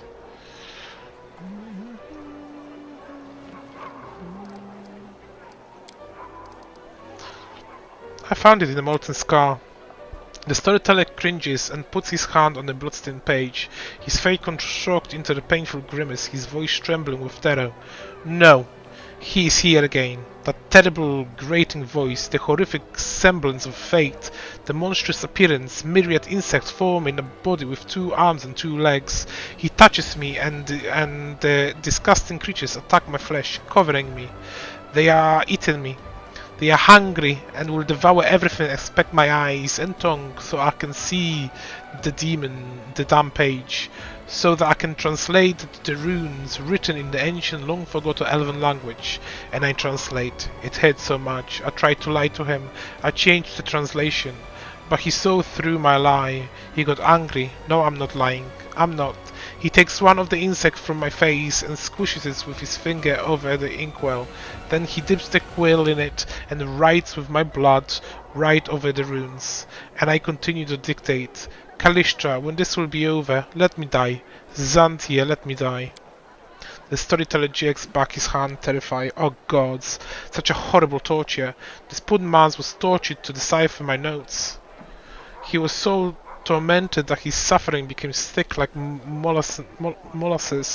My mind is drowning in it. My own memories are hidden by those images of horror. I can try to get through to them, but I need your help. Tell me everything you've seen and heard. I will try to learn on your words, to use them as a light in the darkness of my forgotten past. The storyteller takes the bloodstained page carefully as though hanging a demon's insect. I see a magic shape. There is a force pulsating in the center. You've seen the ritual. Tell me, what was in the center of it? its magic knot. In the center of magic shape was a prisoner. The storyteller shivers. Yes, a storm of foes spiraling into sharp knife, and a living soul inside in the eyes of the whirlwind. There must be a living soul, for the knife is just a tool. Their energies are too bright. I can't see through the glare. What did you see during the ritual? What was it like? It looked like a small rift was open to the abyss. Yes, a rift. An umbilical cord connected the worlds, allowing not only essential creatures but planar energies to travel through it. Remember it. And the sound. I remember the sound. Words appealing to some foes, those performing the ritual. Did they utter some incantation? They repeated the word Ruvakach. The old elf is out of breath, overwhelmed by memories. Ruvakach, no name. An old world with tremendous power. The language to which it belongs died a long time ago, but the power of this world lives on. In the past, wizards used it in rituals when they intended to do something far-reaching and contrary to the natural order of things. By hiding their names, they protected themselves from the consequences and the wrath of the gods. Ravkach, I have no name. You will not find me. The storyteller trembles as if he is about to fall. Now I remember. I know where I saw this ritual. Part of it. I'm one step closer to understanding what happened to me. Thank you. If you find more pages like this...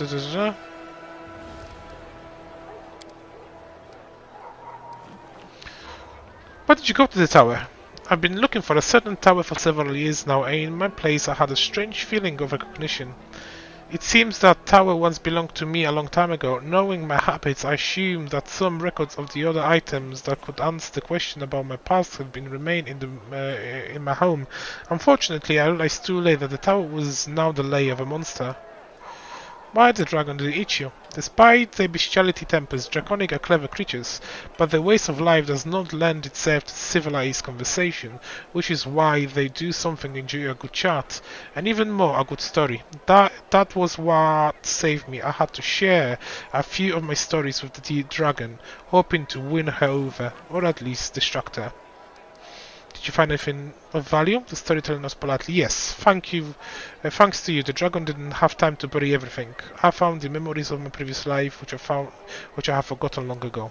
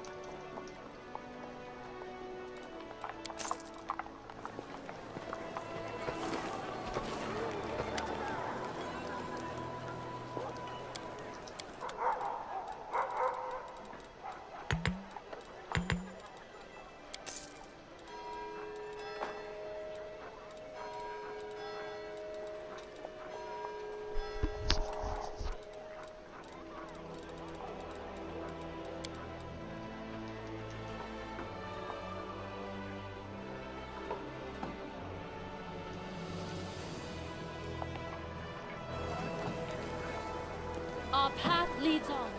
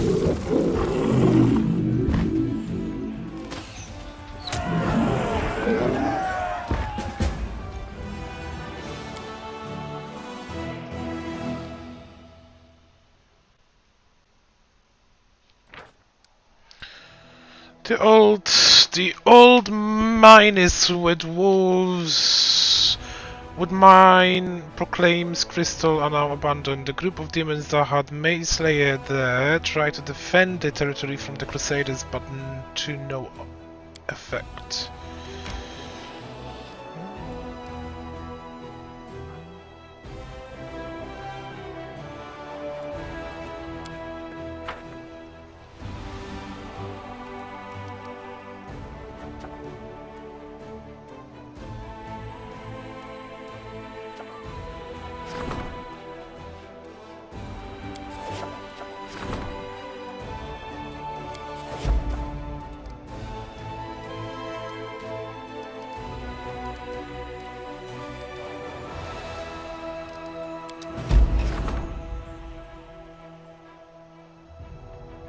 The combat effectiveness of a Crusader army has increased. The military council requested the update. Okay.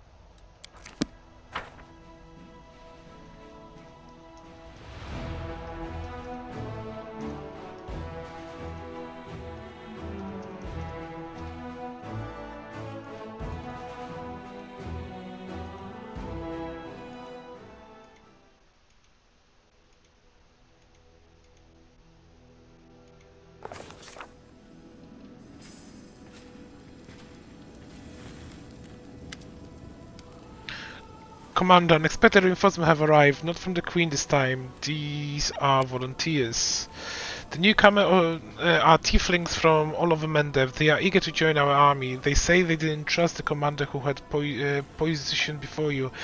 But when they saw that a fellow tiefling was leading the crusade, they felt inspired. Now they want to fight demons alongside everyone else.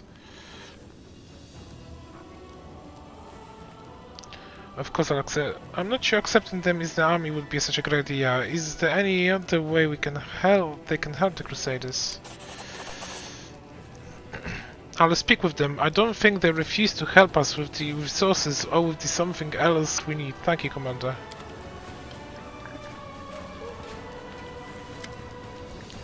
Commander, I'm glad to report that the reorganization of our army is partially complete. It's time for counter-attack. Khosar Mazadeh has used his magic to erect a citadel, Storm Peak, to the south of Dresden to threaten us. We must destroy this fortress, but before you set out, I strongly advise that our officers inform of the tactical approach we are going to follow on the battlefield from now on. Apart from good soldiers and generals, an army needs a doctrine that states how it intends to win future battles. Personally, I would support the caution, balanced tactic of attrition based on defensive style of warfare. A decisive cavalry charge is the best tactic I know. The demons are bloodthirsty, but they are not too eager to die for the cause.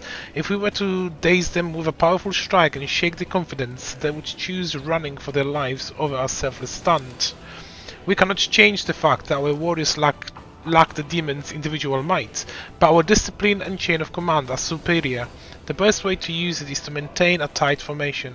We move the foot soldiers up front, withstand the enemy's blow, then perform a quick and crushing counterattack. That is how the Taldan Phalanx won the battles. That is how we will prevail as well. No matter what brings ideas, the general has no matter what strategies they may devise in advance. In battle, a soldier must know how to react. If I were in charge, I would give my officers freedom to act on their own initiative instead of hammering particular tactics into their heads. Hear what I think. Our soldiers are brave lot, but they are too fond of finding in information on a clear field. We are at war, not a ball game. We need to more cunning than that, more inventive. If also causes we knew plenty of ways to hide enemy without attacking from the front. Many of those ways would be useful to our army. What do you know about Khazar's strongholds? Storm Peak is a mountain fortress built by the demons and holy magic. Khazar chose the location for his base of operation wisely. Not only it is well protected, it also provides convenient attack routes that threaten Dresden. The most precious battle beasts are bred in the depth of the fortress, which has dungeons so vast they could hold an almost infinite number of captive.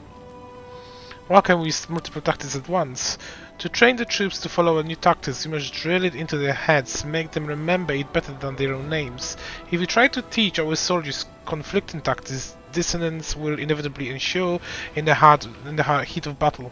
Alas, it is wiser to sacrifice a diversity of options in favor of uniformity of action.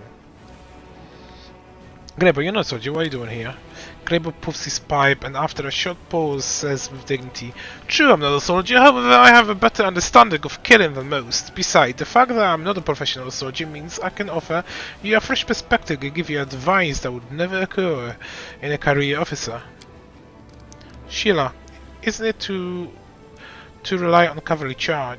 Isn't it rash to rely on cavalry charge? It is risky, but there are no cowards in our ranks, are there? Fighting demons is a dangerous business in general, but in my experience only a swift and daring cavalry attack can strike real fear into the heart of an enemy as reckless as demons. An army of knights battling everything on a cavalry strike. Each year the demons will be amazed at how varied the surprising our tactics are. Regil, how does the Taldan Phalanx fight? First, a tight infantry formation advances forward. It secures a foothold that threatens the enemy position and awaits the inevitable attack.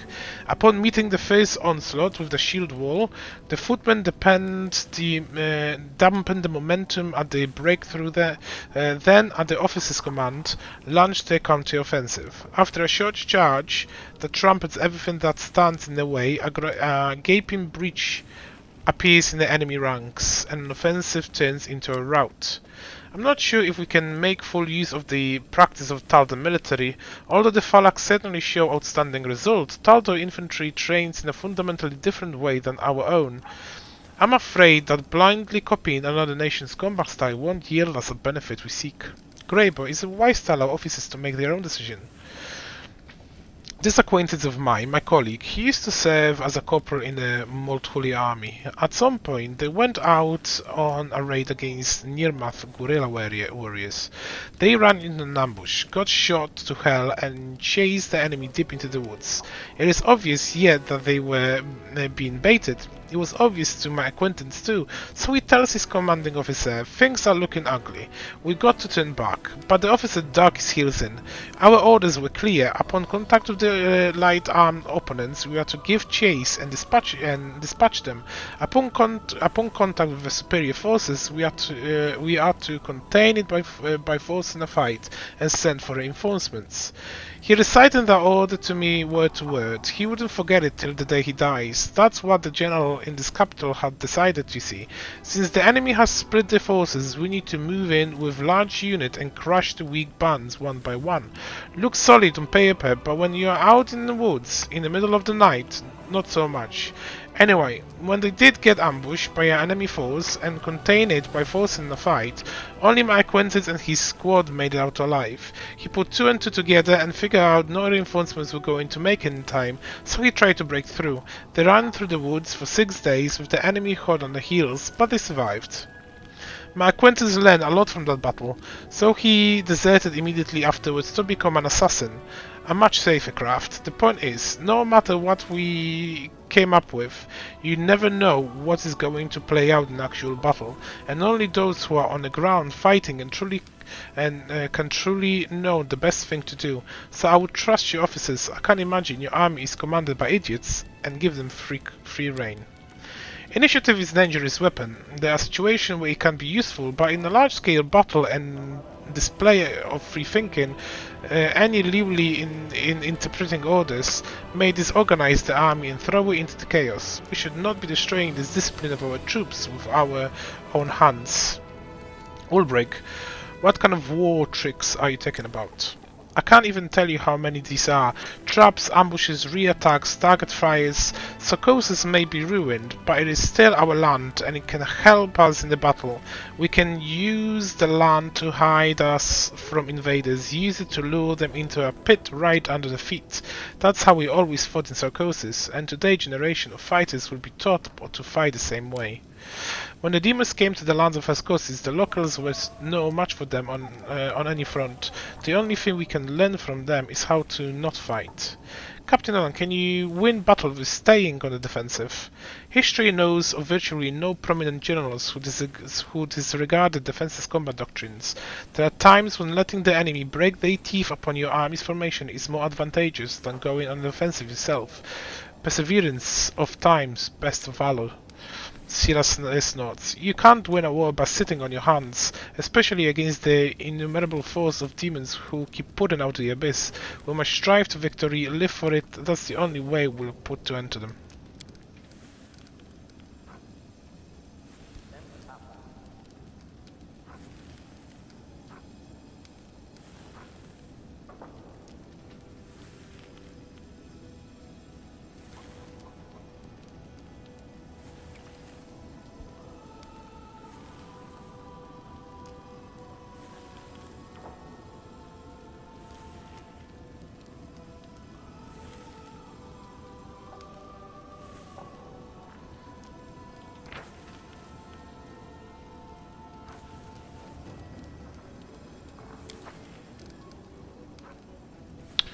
We let our officers use the initiative in battle.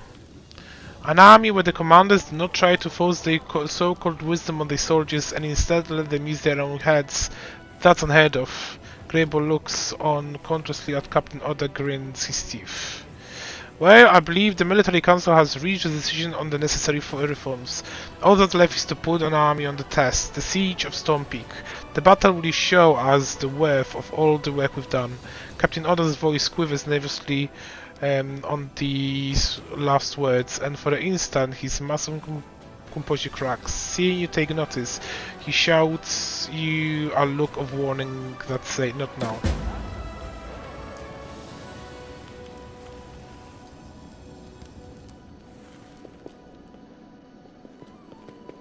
I will guide us.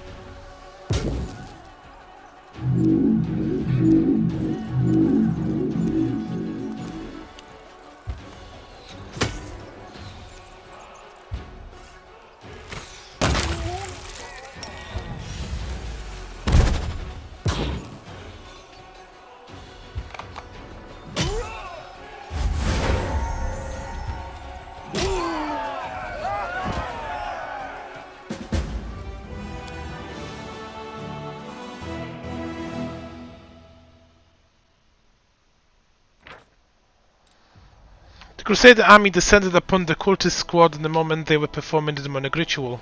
The Retrievers, horrendous mechanical spiders who thought out and killed the demon's enemies, came to Golarion through the passage they had opened from the abyss. Fortunately, the ritual was interrupted as its climax. The soldiers found a magical relic that belongs to the cultist leader.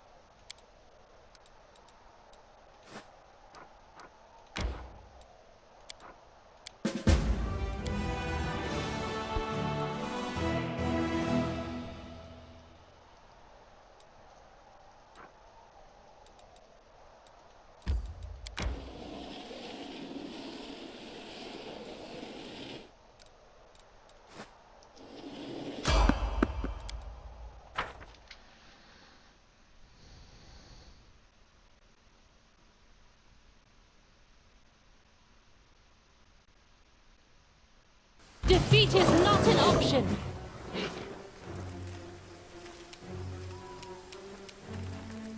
You won't survive me. Into the fray!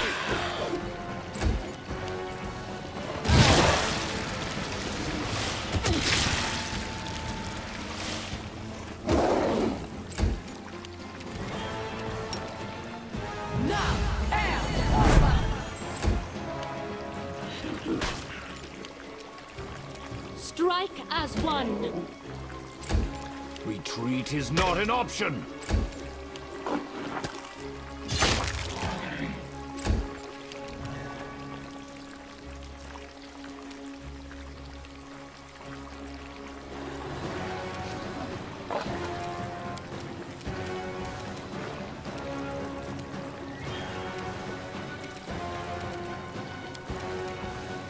I will bring down the divine wrath!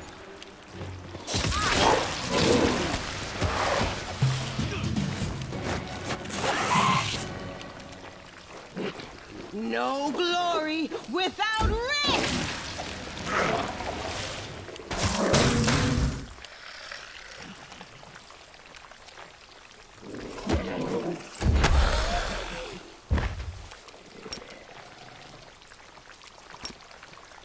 Nav, Air, Orma. Attack! Kneel before me! eternal rose, I call upon you!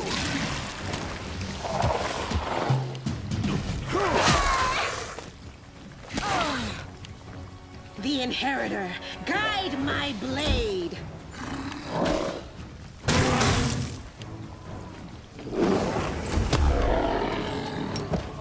Nam, Aeon, Orma. We shall overcome. This one's mine. Begone, fiend!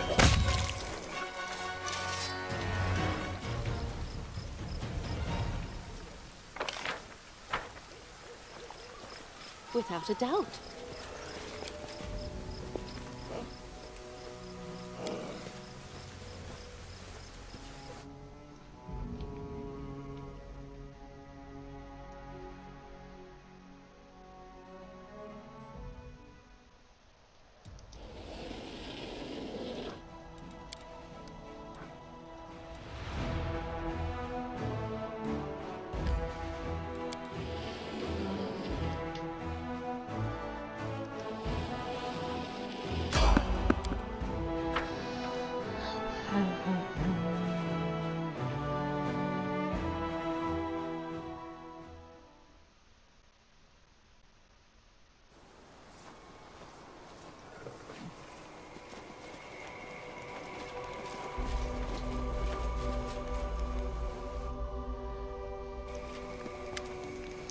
You are surrounded by a lonely, empty landscape. In front of you, a solitary figure stares into the fire.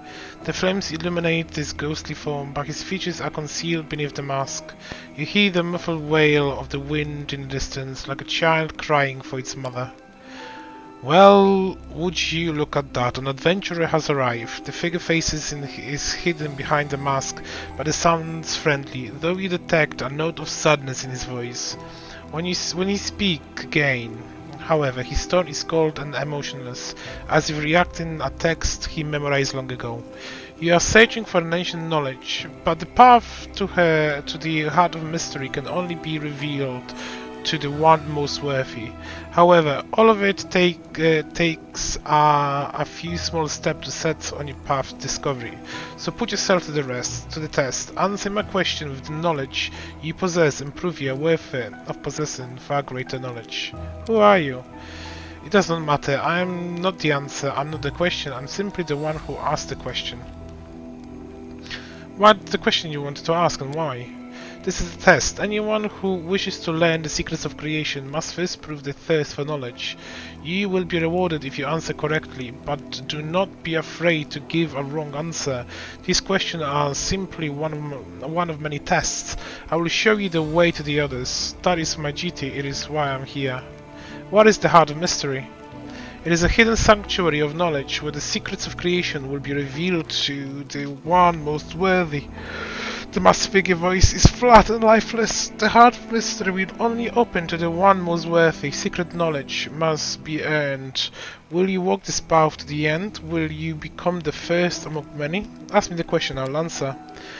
The first question is not intended to be difficult. The ghost figure gestures with a hand, and a leaf appears. He holds it out to you, and you notice that it's almost as big as the palm of his hand. The leaf appears fresh and vibrant. Tell me, to which three does this leaf belongs? You recognize this leaf immediately. It comes from the Limpenia tree. There is no mistaking its distinctive shape and color. The Limpenia tree is native to Aeon, the magical and mysterious homeworld of the elves.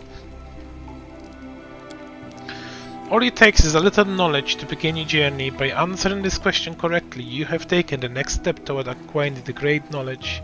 The heart of mystery is now open to you. Solve its riddle, and you can continue forward. The secrets of creation will be revealed to you, to the most worthy. Do not give up your search. A strange melody sounds fills the air. The ghost stands up hastily. I've been released. The demonic spell is gone. The ghost's voice has changed. His voice is no longer cold and emotionless. Listen to me, adventurer. I am a dead man forced to keep an eternal watch. I am a spirit bound by a spell. Magic forces me to say all those nonsense about knowledge and rewards, and it also prevents me from telling you who condemned me to this fate or what happens within the Heart of Mystery. However, there are other things what I can tell you. You'll have to hurry though. I only have time to answer a single question before the spell sends me back to the Oblivion.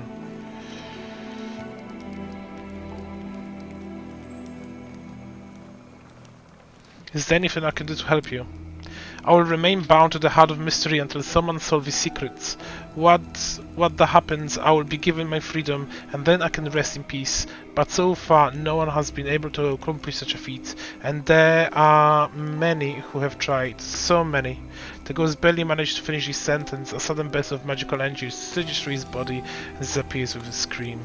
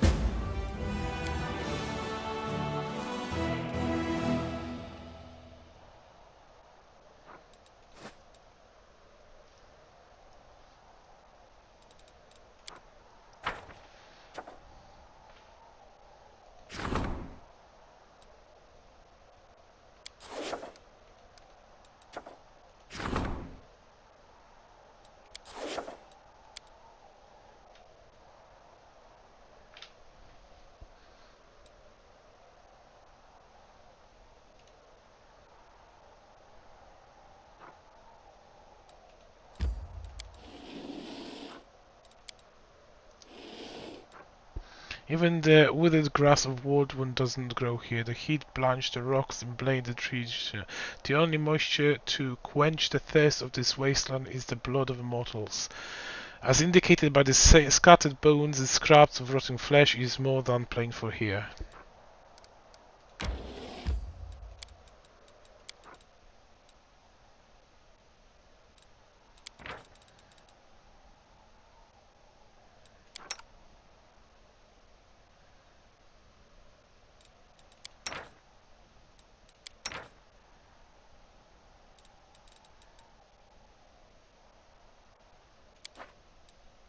Nenyo, I'm amazed by your energy and zest for life. Every time I look at you, you're running around, noting something down, spouting one new idea after another. How do you manage it? I simply enjoy what I do. If life's not like that for you, perhaps you're in the wrong line of work.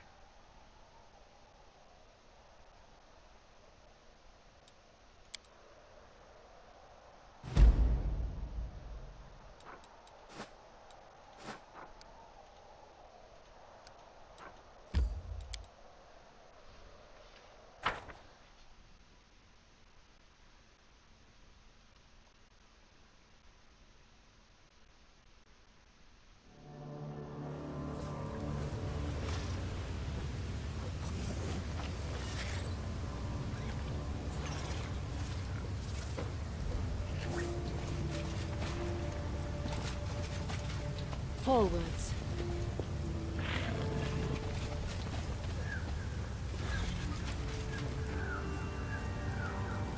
I will see this through.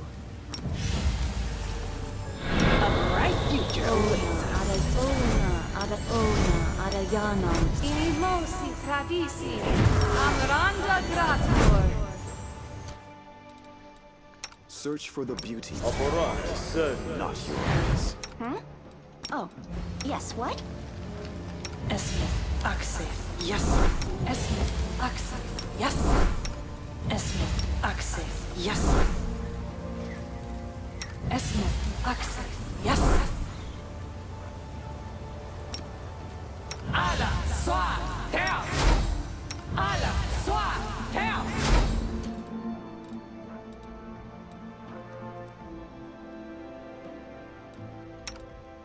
I will lend you my aid. Inimosi travisi. Inimosi travisi.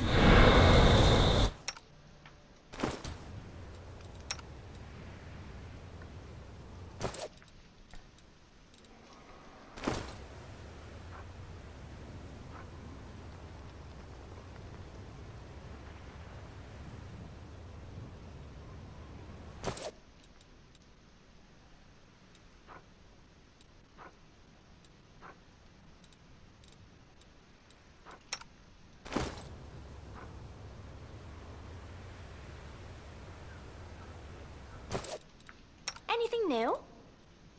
No reason to pause. You are my favorite aide. Always be ready The for goddess the worst. protects us.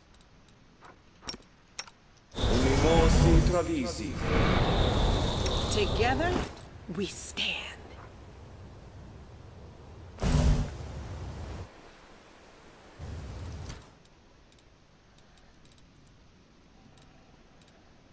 We will win this war.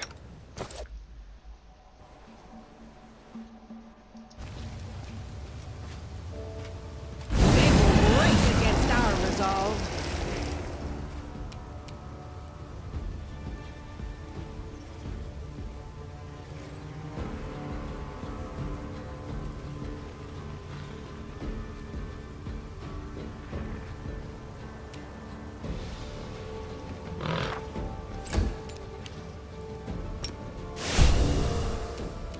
Ona Adayana.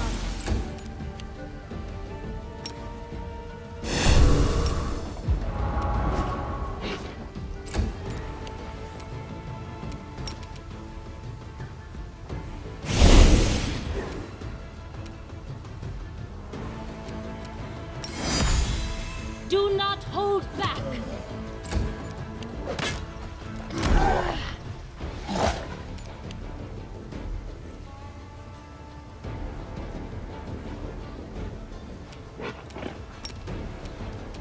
Endure this!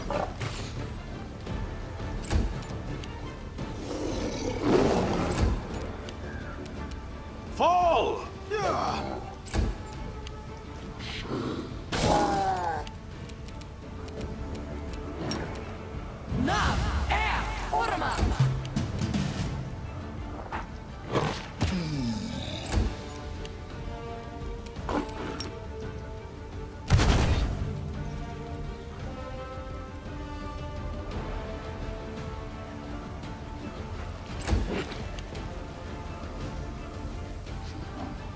Press the attack.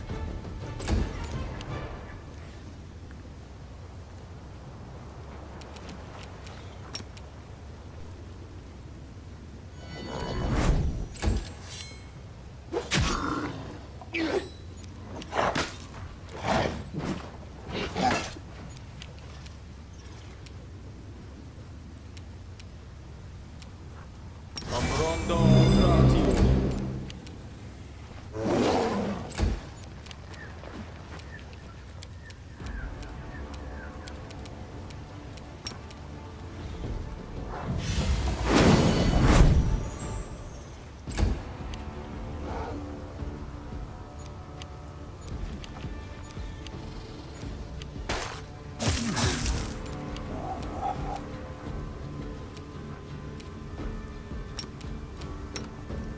Nav, Air, Orma.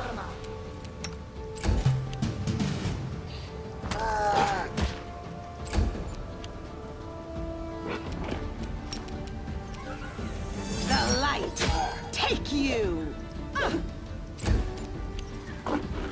Retreat is not an option.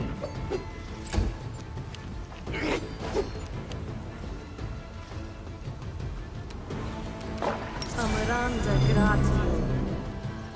Strike as one.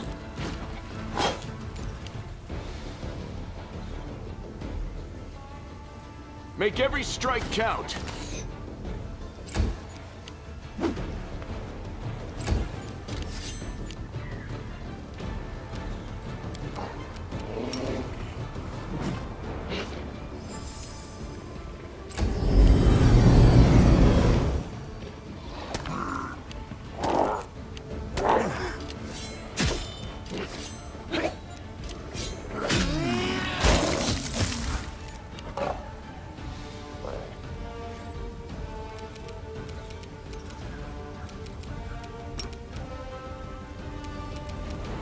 Na.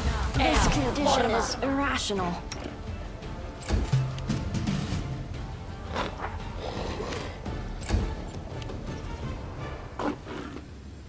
Into the fray! Kneel before me.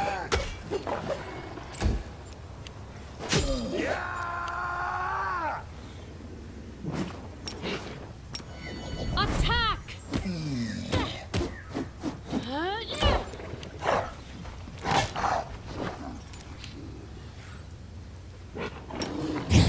You've crossed the wrong mongrel.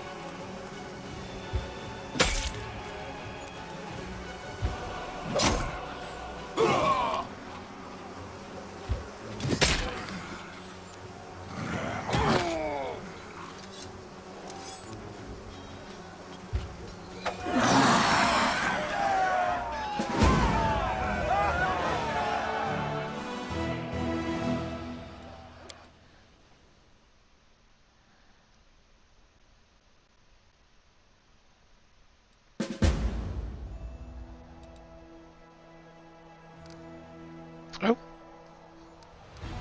Wasn't it easy?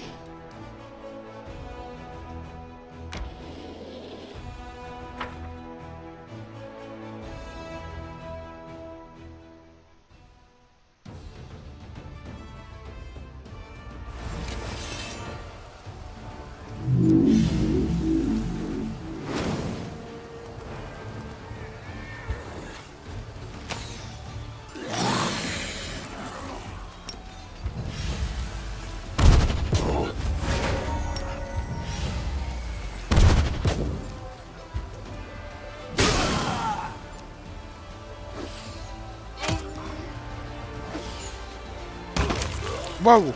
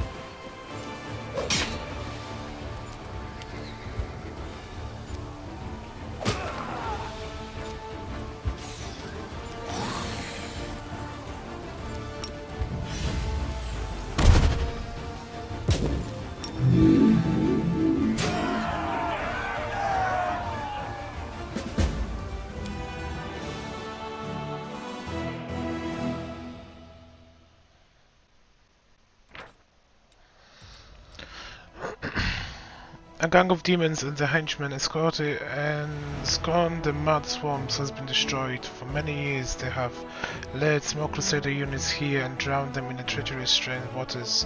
The soldiers fish out all the drowned they can in order to bury them. Upon the corpses they find rather small valuable trophies.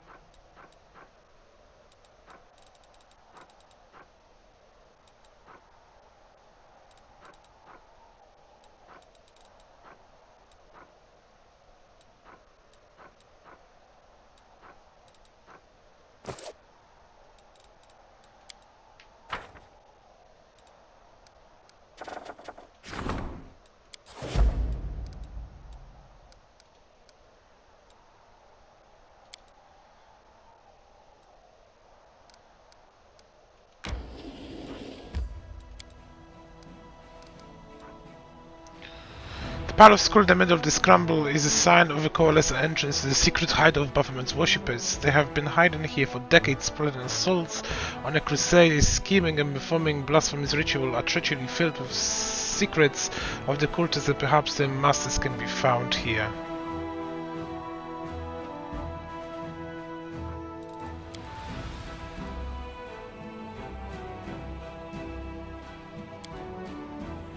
I'm watching you, Nenio.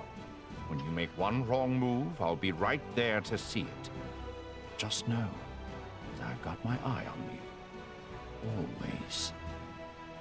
Well then, you can swat the flies away while I sleep.